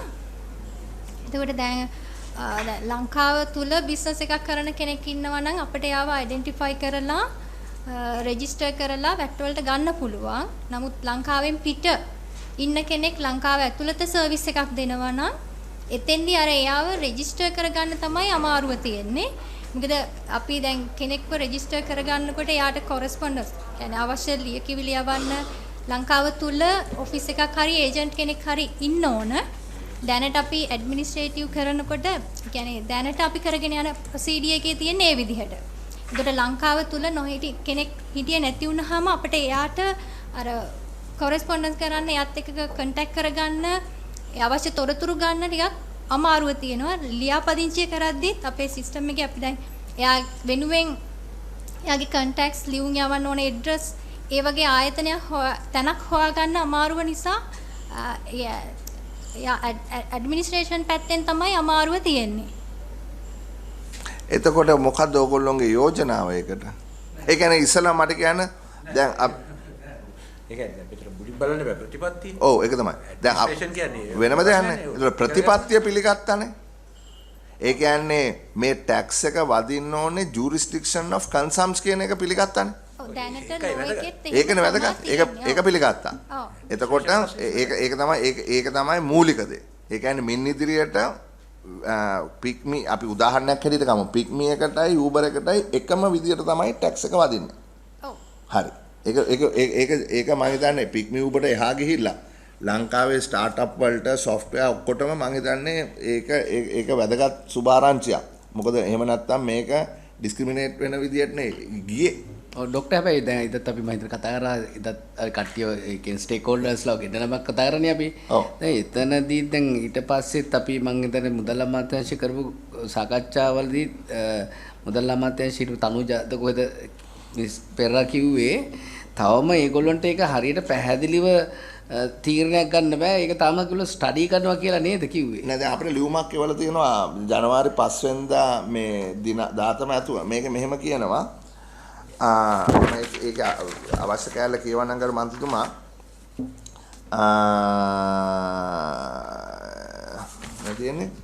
With the objective of enhancing the government revenue which is currently depriving on the digital, it is proposed to impose VAT liability on non-domestic suppliers of digital services where they are made liable to collect VAT from the final consumer and remit to the Inland Revenue Department as the same way the local supplier does. නෑ දැන් ඒ වුණාට කරු සභාපතිතුමනි 2015 දී HSBC එකත් එක්ක special gazette එකක් sign කළා British British virgin island වල තියෙන Uber ලගේ account එකට යනවා සල්ලි. එතකොට අපි කොහොමද මේක මේ ටැක්ස් උඩ ගන්න? නෑ මෙහෙම ඒක දැන් මම සභාවට අවසර දැන් මේක දැන් ප්‍රතිපත්ති තීරණය ගත්තට පස්සේ මන්ත්‍රීතුමා දැන් මේ මෙතුමිය කියන්නේ දැන් මේ පරිපාලන ප්‍රශ්නයක්නේ. ඔව්. පරිපාලන ප්‍රශ්න ඉදන්නේ දැන් උඹ එක ඔෆිස් එකක් තියෙනවා බම්බල පිටිය. ඉතින් තමයි මේ මුළු මේකම මෑන් කරන්නේ. හරි. නෑ ඒගොල්ලෝ හැබැයි දැනටමත් කියන්නේ සර් මේ උදාහරණයක්. ඕන ඒගොල්ලෝ කියන්නේ ඇඩ්මිනිස්ට්‍රේෂන් ඒගොල්ලෝ ටැක්ස් එකක් ගෙවනවා. නමුත් අර කන්සියුමර්ගෙන් අර වගේ ගන්න ටෝටල් රෙවෙනියු එකෙන් ටැක්ස් කරන්නේ නැහැ. මේක වෙලා ඉන්නේ ඒක ඔටෝමැටිකලි ඒක එනවනේ. ඒගොල්ලෝ පීස් එක එනකොට ඒගොල්ලෝ අපි එක පී එක ගෙවනකොට ඒ 118 කහුව වෙනවනේ. සිස්ටම් එකෙන් ඒක නෑ මම කියන්නේ මම මේක පොඩක් අපි අර අපේ කමිටිස් වල කීප එක අපි ස්ටඩි කරපු නිසා අපි තොරතුරු ටික දෙන්න. මොකද දැන් බ්‍රිටිෂ් වර්ජින් අයිලන්ඩ් එකේ තියෙන Uber බැංක් එකට රියල් ටයිම් ඩිපොසිට් වෙනවා. දැන් මෙහෙමයි කරු රියල් ටයිම් ඩිපොසිට් උනාට මෙතනින් ටැක්ස් එක කලෙක්ට් වෙන්නේ රුපියල් වලින්නේ. ඔව් හරි. එතකොට අපි කොහොමද මොනිටර් කරන්නේ මේක? මොකද්ද මොනිටරින් ප්‍රොසෙස් එක මොකද්ද? නෑ දැන් මෙතන ඒගොල්ලන්ගේ සිස්ටම් මං ගියා බලන්න. එතන පැහැදිලිවම හැම ටැක්සි කාර්යයගෙම ඒ ඔක්කොම සල්ලි ටික කීයක් කලෙක්ට් කළාද පැසෙන්ජර්ස්ලා කීයක් ගියාද කියලා ඒ ඔක්කොම එතන රෙජිස්ටර් වෙනවා. ඉතින් මේගොල්ලන්ට තියෙන්නේ ඒ කම්පියුටරේට ඇක්සස් ගන්න. එතකොට කතා ඉවරයි. 118 ගෙවන්න ඕනේ. දැන් මෙහෙමයි ලින්ක් එක දාන්න. ඒක මැසිව් ප්ලැට්ෆෝම් එකක් ඒක Uber එක. නෑ ඇඩ් කරනවනේ මන් හිතුවා දාන්න. දැන් ඇඩ් කරලා දෙන්නේ. දැන් ඇඩ් කරලා දෙන්නේ. නෑ ඒක මේක ඉම්පෝස් කරපුවා ඒගොල්ලෝ ඇඩ් කරා. ડોක්ටර් අර ඒකේ පැහැදිලි කිරීමේ තියෙනවද ඒක? ඒකත් යන වර්ජින් අයිලන්ඩ් ඔය ඔව් දැන් මෙහෙමයි. මොකද වර්ජින් අයිලන්ඩ් කියන්නේ ටැක්ස් ෆ්‍රී එක ටැක්ස් ඊවන් එකක් නේ. ඔබ ගිහිල්ලා මොනවත් කරගන්න අපිට බෑනේ අපේ ජුරිස්ඩික්ෂන් එකේ පිටනේ. HSBC එකත් එක්ක ඩිසයින් කරන්නේ මේ HSBC එකයි කරන්න ඕනේ මේ රුපියල් වලින් ඉන්නේ ගණනය වෙන්නේ මෙතන. 2015 ගැසට් එකක් තියෙනවා. මම ඒක තුල්ලෙන අවසරය අරන් ඒ ටැක්ස් එක ඉල්ලන්න රෙවුනියු එකට ගන්න. ඒකේ පොඩි කාර්යයක්. ඒතකොට 2015 ටැක්ස් මේ 2000 ඔතන ප්‍රශ්නයක් ඔයගේ කාව මතකද අර මොකද්ද මේ කැසිනෝ කට්ටියකනේ මේගොල්ලෝ පලාතවත් ගියේ නෑනේ මේ ඉල්ලන්න රෙවුනියු කියන්නේ. කැසිනෝ වල මොකද්ද එන්ට්‍රන්ස් ෆීද මොකද්ද එක අන්න ඒ වගේ ඉෂුව එකක් නේ. ඔව් හැබැයි අර 2015 මේ ගැසට් එකකුත් තියෙනවනේ දැන් මේකට. නෑ දැන් මෙහෙමයි කරුමාන්තතුමා අපි මේක හොයලා බැලුවා වෙන රටවල් වල කොහොමද මේක උනේ කියලා. ඔව් දැන් මේගොල්ලෝ අත වශයෙන්ම මේ Uber එක තියෙන නෙදර්ලන්ඩ්ස් වල මේගොල්ලන් නෙදර්ලන්ඩ්ස් වල තියෙන. එතකොට මේක ඉන්දියාවේ තායිලන්තේ සිංගප්පූරුවේ හැමතැනම මේ ප්‍රශ්නේ ආවා. හැබැයි ආවම මේගොල්ලෝ ඒක විසඳුවා. ඒ විසඳපු විදියටම තමයි අපිත් විසඳන්න හදන්නේ. ඒක අපි අලුතෙන් කරන්නේ නෑ දෙයක්. අපි ඒ ජෙනරල් බෙස්ට් ප්‍රැක්ටිස් එක ෆලෝ කරනවා. ඉතින් ඒ රටවල් වල යම් කිසි විදියකට මේක කරලා තියෙනවා නම් ඒ විදියටම අපේ රටෙත් මේක කරන්න පුළුවන්. Uber is giving they charge about 25% from each driver. Oh. Right? And Pick Me is less, about 20%. අපි යනවනේ හැම වෙලේම මුන් කියනවනේ. You think now they have to also try and see get the list of drivers because they are earning also you have to tax now. නෑ දැන් මෙතන ලොකු ප්‍රශ්නයක් එනවා මේ IRD එකේ පුද්ගලයාගේ මං අහන්නේ දැන් මෙතන මේක දෙකට කඩන්න එපා මේ සර්විස් එක. එකක් තමයි platform delivery එක. ඒක තමයි software එක. අනිත් එක තමයි Uber driver තමන්ගේ driver මේ 3 wheel එක පෙට්‍රල් ගාගෙන යන එක. එතකොට දැන් රවුෆ් ඇමතුමා කියන විදිහට 125ක් ගන්නවා කියන්නේ platform එකට 125යි පුද්ගලයාට 175යි. අනිත් කම්පැනි 120ක් ගත්තොත් platform එකට 20යි පුද්ගලයාට 180යි. එතකොට මේ දැන් tax එක වදින්න ඕනේ 120 හෝ 25ට. 120 හෝ 25ට නේ. මොකද එතන තමයිනේ software එක generate වෙන්නේ. නැතුව මේ driver ගේ අතේ ඒ software එකට බද්ද වදින්න බෑනේ. එතකොට මේක දෙකට කඩා ගන්න වෙනවා. දැන් පුද්ගලයෙක් Uber එකක් හෝ Pick Me එකක් එලවනවා නම් ඒ පුද්ගලයා tax threshold එකට අහු වෙනවද නැද්ද කියන එක. ඒ පුද්ගලයා tax threshold එකට අහු වෙන්නේ නැත්නම් ඒ පුද්ගලයාට වැට් එකක් ගහන්න බෑනේ. දැන් උදාහරණයක් ඇටියට රුපියල් 100 නම් මේකේ charge එක රුපියල් 20ක් නම් අය කරන්නේ platform එකට. ඒ 20ට තමයි 118 වදින්න ඕනේ. අර 80ට 118 වදින්න විදියක් නැහැ. එයාකට අහුවෙන්නේ නැහැ නේ. එයාකට අහුවෙන්නේ නැහැ නේ. දැන් ඒක නම් ඔය කියන තරම් මුකුත් විද්‍යාවක් නැහැ. ඔව්. මොකද ඒක highly computerized this thing. හැම සත්‍යයක්ම ප්‍රෙමිට් වෙන හැටි පේනවා. ඒකෙන් නෑ ડોක්ටර් දැන් ඒ කියන්නේ ගිග් ඉකොනොමි එකට ආйти කොටසක් තියෙනවනේ ලොකු. ඒ ගිග් ඉකොනොමි එකේ ගිග් ඉකොනොමි එකේ සෙට් එකට අහු වෙන්නේ නෑ මේක ඇත්තටම. නෑ ගිග් ඉකොනොමි එකේ 120ට තමයි 20ට තමයි ඒක නට 80ට නෙමෙයි 80ට නෙමෙයි 20ට රුපියල් 118 වෙන්නේ නෑ 20ට තමයි 18 වෙන්නේ. පැහැදිලි. කිසිම ප්‍රශ්නයක් නැහැ. ඒක මන්න කිසිම ප්‍රශ්නයක් නැහැ. මේගොල්ලෝ ඒක විසිට් කරලා නැහැ. ඒ තැන විසිට් කරා නම් විසිට් කරාද ඔයගොල්ලෝ?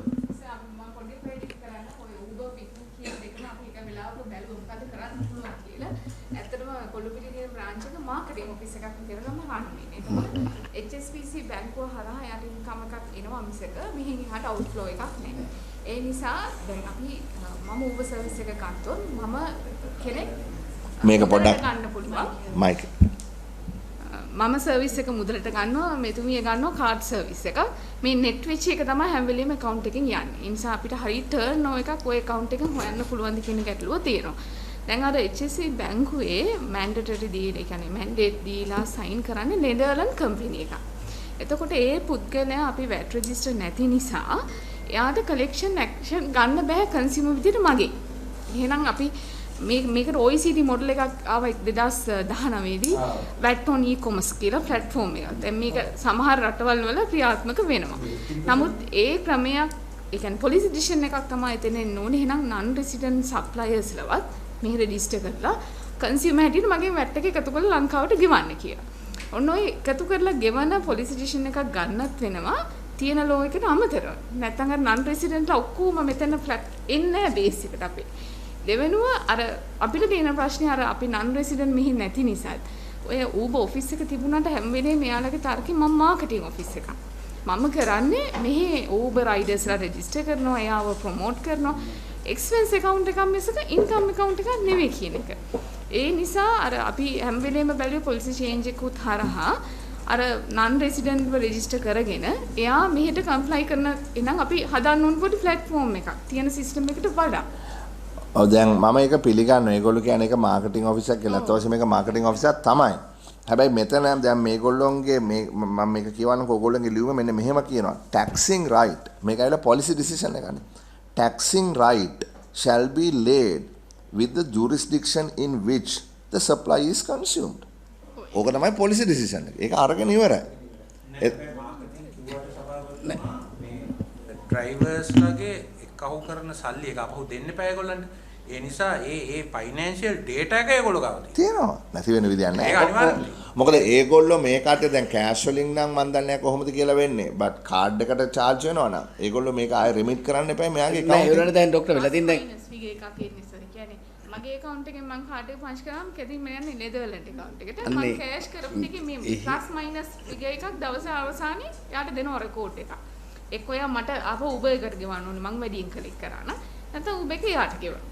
ඒ සිස්ටම් එක තමයි. නමුත් අපිට තිබුණ ප්‍රශ්නේ හරිම ටර්න් ඕවර් එකවත් හොයාගන්න අපිට net එකක් නිසා අපහසුතාවයක් තියෙනවා. හැබැයි මෙහෙමයි. ඒ අපහසුතාවයක් තියෙන බව අපි පිළිගන්නවා. හැබැයි මේ රටවල් දැන් අපි කතා කරා ඉන්ටර්නෙට් කොලිෂන් එකට. ඒගොල්ලෝ Meta X ඔක්කොම මේ රෙප්‍රසන්ට් කරන කට්ටිය අපේ කමිටුවට ආවනේ. 17ක් තියෙනවා. ඔව් ඒගොල්ලෝ ආවා. ඒගොල්ලෝ ඇවිල්ලා කිව්වා මේ හැම රටේම අපිට මේ ප්‍රශ්නේ ආවා අපි ඒක විසඳුවා කියලා. මේක සර් මේ කොහොමද මේ තායිලන්ඩ් හිම දැන්ට ප්‍රැක්ටිකලි කරනවා. රටවල් 70ක මේක සිස්ටම් එක නම් තියෙනවා. දැන් policy decision එකක් අපි ගත්තොත් අපිට policy මේක policy decision එකක්ද interpretation එකක්ද? නෑ පැහැදිලි නෑ. දැන් ડોක්ටර් දැන් වෙලා තියෙන policy decision එක ගත්තත් අපි කොහොමද මේ platform හරහා transfer වෙන funding දැන් මේ ඇවිල්ලා Uber මේ local operation එක ඇවිල්ලා නිකන් මේ local administration operation එක විතර ඒගොල්ලොන්ට connection එකක් නැහැ. මේ transaction මම අර කලින් කෝ වගේ 2015 අපි special gazette එකක් මුදල් අමාත්‍යාංශයෙන් sign කරා මුදල් අමාත්‍යාංශය. ඒ සයින් කරාට පස්සේ HSBC එක රියල් ටයිම් අර account එකට මෙහෙන් ඩිපොසිට් වෙනවා. ඒතර මෙහි කට්ටිය දන්නේ නැහැ. මේ දන්න ඩෑෂ්බෝඩ් එකේ කිව්වා වගේ වාහන දුවන ප්‍රමාණය, ඒ කොච්චර ඩ්‍රයිවර්ස්ලා රෙජිස්ටර් වෙලා ඉන්නවද, ඒගොල්ලන්ට ගෙවන්න දෙන කමිෂන්, ඒ ටික මෙහි ඔපරේට් වෙනවා. බට් අර වෙන ට්‍රාන්සැක්ෂන් ඔක්කොම මේ ඒගොල්ලෝ account හරි මන්ත්‍රීතුමා දැන් ඩ්‍රයිවර්ස්ලට දෙනකොට ඒකේ අර ප්‍රොපෝෂන් එක නම් තියෙන්නේ 80ට 20 නම් 20 දැනගන්න පුළුවන් නේ. හරියට මම කියන්නේ. ඒකද ඩ්‍රයිවර්ට පේ කරනවනේ. එතකොට ඒ ටික කොහොමද දැන් මේ ගාන හොයාගත්තා. මේ ටැක්සබල් ඉන්කම් එක දාන්න. ඔව් මේ දැන් දින රෙජිස්ටර්ඩ් ඩ්‍රයිවර්ස් ප්‍රමාණයයි ඒගොල්ලන්ට මන්ත්ලි හරි ඩේලි හරි වීක්ලි හරි කමිෂන් ගෙවන ප්‍රමාණයයි ඒගොල්ලෝ මෙහෙන් ඒක කරන්නේ. කෙලින්ම අර නෙදර්ලන්ඩ් HSB බැංකුවෙන් මයි හරියට. account පාර්ලිමේන්තුමා කියන එකට සභාපතිතුමා මේකේ තියෙනවනේ ඩේටාස් ටික තියෙනවනේ. ඇත්තටම 100යි 80යි 20යි නම් යන්නේ ඩේටාස් ටික තියෙනවා. අපිට කරන් තියෙන ඉම්ප්ලිමන්ට් කරන්න තියෙන ලෝ එක. නෑ දැන් මේව දැන් ඕක අපේ කමිටි දෙකක කතා කරලා දීර්ඝව දැන් හේතුව සමහරවිට මේ ලෝකල් කම්පැනි කට්ටිය දන්නේ නැහැ කිසිම දෙයක්. හේතුව මේ HUH කෙලින්ම මෙහෙන් අර HSBC බැංක් එකේ ඒ බ්‍රාන්ච් එකට යන්නේ. එතකොට මේගොල්ලොන්ට ඒ ඩීටේල් එකක් නැහැ. මොකද කමිෂන් එක ගෙවන්නේ ඒගොල්ලෝ accounts වලට නියන්නේ. නෑ නෑ මෙහෙම ඩ්‍රයිවර්ගේ account එකට තමයි එන්නේ. මෙහෙමයි මේ මන්ත්‍රීතුමා. දැන් IRD කොහොමද ව්‍යාපාරිකයන්ගෙන් බදු අය කරගන්නේ? ව්‍යාපාරිකයෝ self declaration එකක් තමයි කරන්නේ.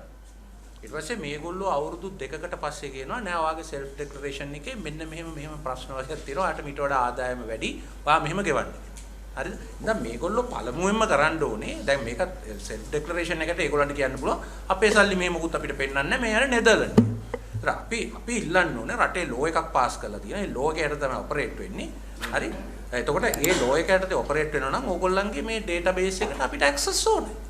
හරි? එතකොට අපිට ඒක දැනගන්න පුළුවන්. ඩ්‍රයිවර්ස්ලාට 80 ගෙවනවා නම් 20 කැල්කියුලේට් කරගන්න. අනික් මිනිස්සුන්ට මේගොල්ලෝ ලියුම් යවනවා නම් ඔයගොල්ලන් self assessment වැරදි. මේමයි කියලා ඒක තියෙනවා නම් process එකක්. ඒ විදිහෙම process එකක් පටන් ගන්න ඕනේ මෙතන. ඔව් ඒක තමයි ඒක තමයි සර් 2015 අර ගැසට් එකෙන් වළක්වලා තියෙන්නේ. ඉතින් ඒ ගැසට් එක ගන්න වෙනවා. ගැසට් එකකට වඩා උසස්නේ. ඔව් නෑ නෑ ඒක හරිය. මම කියන්නේ මුදල් අමාත්‍යාංශයේ ගැසට් එක ගැහුවේ. ඒක වෙනම දෙයක්. නීති දැන් නමුත් අපි මේක මෙතන අනුමත කළානේ පාර්ලිමේන්තුවේ. හරිවර්ධ අපි ජනනව දුන්න එක වෙනම දෙයක්. නමුත් මේක අනුමත කළානේ. ඒක නීතිය. ඒතර මේ නීතියට ඔය පරණ ගැසට් වැඩක් නැහැ.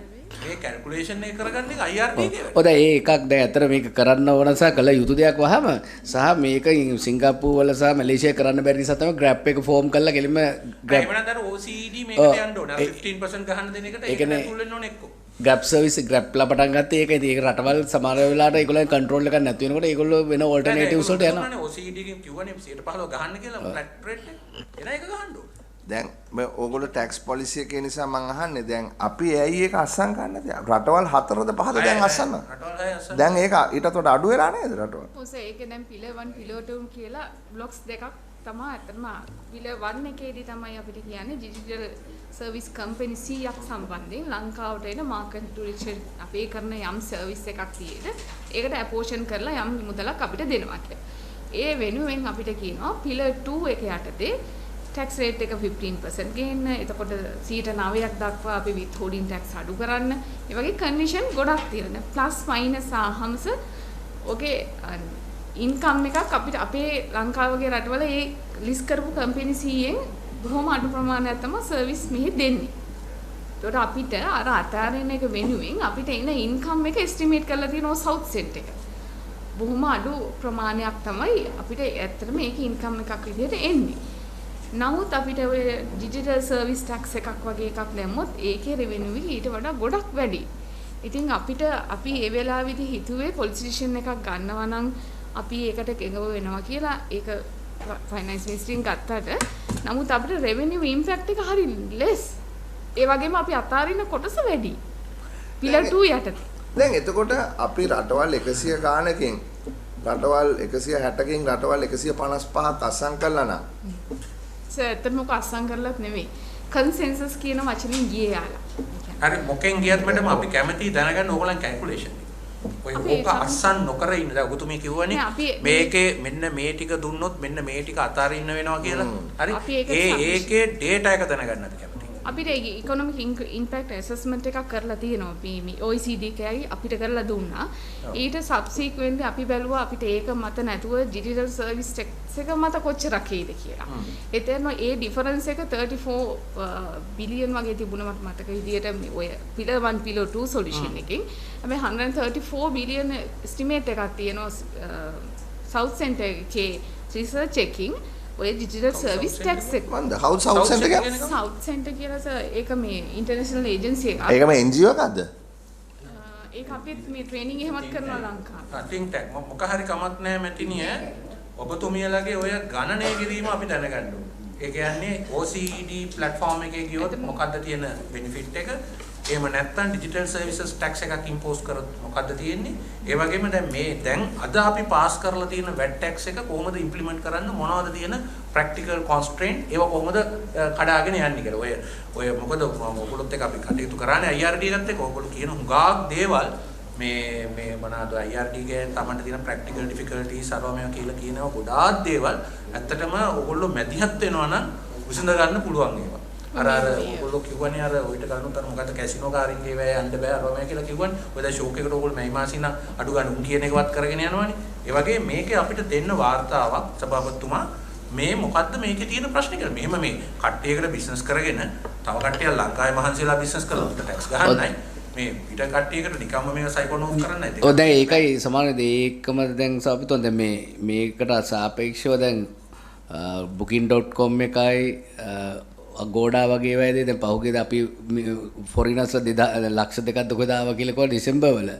හැබැයි මම ගිය මේ වීකෙන්ඩ් එකේ ගියා මේක බලන්න මෙහි ඉන්ස්ටාග්‍රෑම් වලින් සම්පූර්ණයෙන්ම ආපු මිනිස්සුන්ගෙන් 90%ක්වත් සල්ලි ගෙනල්ලා නැහැ. ඒගොල්ලෝ මේ ඇවිල්ලා ටූරිස්ට් වීසා ඇවිල්ලා වැඩ කරලා ඒ රුපියල් හොයලා එන ටූරිස්ට් රුපියල් වලින් මෙහි ගනුදෙනු කරන මට්ටමට ඉතින් මම කියන්නේ මේක මේ platform කතන්දරේ මහා ඇතර මේ අපි තද පොලිසි ඩිසිෂන් එකකට යන්න වෙනවා. අපිට වාර්තාවක් ඉල්ලන්න. ඔව් මෙහෙමයි. අපි මේක අවසන් කරමු. එතකොට අපිට දැන් ඕගොල්ලෝන්ගේ ලියුම අනුව කියලා තියෙනවා මේ ටැක්ස් රයිට් එක පිළිබඳව ඕගොල්ලෝ පොලිසි ඩිසිෂන් එකක් ඉම්ප්ලිමන්ට් කරන්න අරගෙන තියෙනවා කියලා මෙතන. ඔගොල්ලෝ කියලා තියෙන ඇඩ්මිනිස්ට්‍රේටිව් ඩිෆිකල්ටිස් තමයි තියෙන්නේ කියලා. එතකොට අපිට දැනගන්න ඕනේ මේ ඇඩ්මිනිස්ට්‍රේටිව් ඩිෆිකල්ටිස් කොහොමද මේ निराකරණය කරගෙන මේක ඉම්ප්ලිමන්ට් කරන්න කියලා. ඊට එහාට ගිය කොම්ප්‍රිහෙන්සිව් ඩිස්කෂන් එකක් තමයි මේ BPS එකයි OECD මේ පිලර් 1 පිලර් 2 කතාව. ඒක දෙකක්. හරි අපිට ඉස්සල්ලා මේක ප්‍රැක්ටිකලි කරන විදිය කියන්න. හරි කවදද මේක පටන් ගන්න කියන එක. පටන් ගන්න ඕනේ හරිනම් ජනවාරි 1 වෙනිදා. මොකද ඕගොල්ලෝ අපිට අන්ඩර්ටේකින් එකක් දුන්නා මෙතන දෙසැම්බර් 31 වෙනිදා වෙනකොට මේ ඉන්ටර්ප්‍රිටේෂන් එක වෙනස් කරනවා කියලා. දැන් ඉන්ටර්ප්‍රිටේෂන් එක වෙනස් කරාට ඉම්ප්ලිමන්ට් කරගන්නේ කොහොමද කියන එක පිළිබඳ ප්‍රශ්නක් තියෙනවා. ඉතින් මම හිතන්නේ ඕගොල්ලෝ හොඳයි අර ඒෂියා ඉන්ටර්නෙට් අලයන්ස් එකත් එක්ක කතා කරාද කට්ටිය? ඒ ප්‍රෙස් මීටින් එකට අපි ඩිපියුටි කමිෂන් ජෙනරල් තමයි සම්බන්ධ වුණේ. එතුමීගේ ඉන්පුට් උත් තිබුණා අපිට මේක ලියද්දි. ඒ කියන්නේ ඒ ආයතනේ කැමැත්තක් පළ කරා මං හිතන්නේ එකතු කරලා ගෙවන්න කැමති කියන තරට වැට් එක. ඒතර කන්සියුමර් අපි සර්විස් එක ගන්නවා එකතු කරලා ඒ ආයතනේ ගෙවයි. නමුත් අපිට මෙතනදී හයිලයිට් කරන්න උත්සාහ කරේ ඒ ආයතන ලංකාවේ ට්‍රෙජරි එකේ නැති නිසා. අපි කොහොමද එයාව මැනේජ් කරගෙන මේ සිස්ටම් එක ගන්න එක තමයි. දැන් මේ වුණාට අනිත් රටවල් වල කරනවා නම් අපිට නොකරන හේතුවක් නැහැනේ. ඉතින් මම ඒෂියන් ඉන්ටර්නැෂනල් අලයන්ස් එකට කතා කරන්න කියන මේ මගේ යෝජනාව කරන්නේ මොකද ඒගොල්ලෝ අනිත් රටවල් වල කරන ක්‍රමේ දන්න නිසා. ඉතින් ක්‍රම සහ විදි ඇති ඕක කරගන්න. ඉතින් ඒ නිසා මේක අපිට තව දුරටත් කල් දාන්න බෑ. අපි සතියක් දෙන්නම්. අපිට සතියක් ඇතුළත කරුණා කරලා මේ ක්‍රියාත්මක කරන හැටි ඒකයි ડોක්ටර් ඒ වගේම සමාන දැන් තව කාරණාවක් තියෙනවා දැන් මේ සමහර software business කරන අය දැන් Binance account දැන් මේ issue එකම තියෙනවා දැන් Binance accounts හදාගෙන ක්‍රිප්ටෝ හරහා ඩොලර් 150 වගේ ගෙන්නගෙන දැන් එළිය පාක් කරලා accounts හදාගෙන ඒවයිට ඔක්කොම නවත්තන්න බෑ දැන් නෑ මම කියන්නේ එහෙම නෙමෙයි ටිකට් එහෙම කරන්නේ ටිකට් ඔය ප්‍රයිවට් සෙක්ටර් එකේ ඔක්කොම ඩොලර්ස් වලින් අරගෙන වෙන තැන් වලින් පාස් කරලා නෑ මේක තමයි දැන් මේ මෙලා තියෙන දැන් මේ ඔන්ලයින් ප්ලැට්ෆෝම් කෙලිය දැන් මහා දරුණුවට ඉස්සරහට යනවා දැන් ලෝකල් කම්පැනි දැන් මේ විදිහට පුළුවන් නේ පික්මි එකට පිටරට ගිහිල්ලා කොහේ හරි ටැක්ස් පොලිසි මොනවා නැති රටකට ගිහිල්ලා මේ ඒගොල්ලන්ගේ platform එක මේ විදිහට පාවිච්චි කරලා 7-5ක් වර ආණ්ඩුවට මේ ලංකාවට ගෙවන්න නැතුව එහෙ ඉඳන් පික්මි එක දැන් ඔපරේට් කරන්න. මේ අපි මේ අද ඉඳන් මේ ලංකාවේ ඔපරේෂන්ස් ඔක්කොම නවත්තනවා. අපි සීසෙල්ස් යනවා. ගිහිල්ලා අපි මේ ඔපරේෂන්ස් පටන් ගන්නවා. ඉතින් මේක මේ සෙල්ලමට ගන්න ඊළඟට. නෑ නෑ එදා පික්මි එකේ සභාපතිවරයා මෙතනට ආවා. ඔව් මම ඇහුවනේ. ඔව් එතකොට ඔහු කිව්වා. ඔව් ඉතින් ඒක නිසා මේක වැරදි පූර්වාදර්ශයක් කරනවා ලෝකල් කම්පනීස් වලට. ඒකෙන් දැන් ඒගොල්ලෝ එක විදිය එකම බිස්නස් එකන එක කට්ටියකට එක විදියකටයි තව කට්ටියකට තව විදියට සලකන්නත් බෑනේ. මේ chairman මේ පරිබාහිර කාරණාවක් මොකද tax policy හින්දා. දැන් you know I saw in the just one moment. Yeah. Then we can do it after the meeting. We adjourn or it is part I want with these officials here. Okay, it's right. relevant to them. Yeah. Because you know now I saw in the paper that the first week of tea auction didn't take place. Yeah. Right? The reason the tea auction was postponed was about the VAT issue. SVAT. Right? So now there is a new issue that has come. I think Finance Ministry has given some concession to the exporters, and now the local tea traders are complaining that there is a leakage now, because saying that they are going to export, they are now engaging in their without paying VAT, they are passing that tea from the auction to the market. Then the local tea traders who are buying from the auction are disadvantaged. Now, a lot of tea traders spoke to me about this. Now, this type of leakage, I don't know what they are going to do. No, there are minutes අනුමත කරගන්න. හරි. Yeah, but there are lots of implementation issues that will come up, honorable member. I think we should keep writing those down and ask them to come and note කරගන්න. Auction එක කතා කරන්න ඕනේ ඒත් එක with all customs also. ඒක note කරගන්න. මේ අද වෙලා නැති වුණා මේ පාඩලේ ඇමතුමා අද වෙලා නැති වුණා. හැබැයි අපි සෑහෙන මේ පරිශ්‍රමයක් දාලා මේක ඉන්ස්ටිටියුෂනල් ස්කෝරින් මෙකැනිසම් ඩ්‍රාෆ්ට් එකක් හැදුවා. අපි මේ ඔබතුමාගේ යෝජනාවක් තමයි මේක උනේ. අපිට මේ ස්කෝරින් මෙකැනිසම් එකක් කොහොමද මේ ආයතන අපිත් එක්ක වැඩ කරන ආයතන වලට ස්කෝරින් මෙකැනිසම් එකක් හැටියට අපි weights දාලා components දාලා මේ කරා නමුත් අද වෙලා නැති නිසා ඒක අපි ප්‍රසන් කරන්න නැහැ. හැබැයි අපි Thursdayට ඒක ප්‍රසන් කරමු. ප්‍රසන් කරලා කමිටි එකේ අනුමැතිය අරගෙන අපි මේ අවුරුද්දේ ඉඳලා ඒක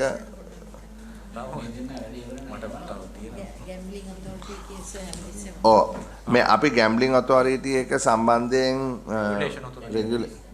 yes. Sorry, I'm sorry. You all are dismissed.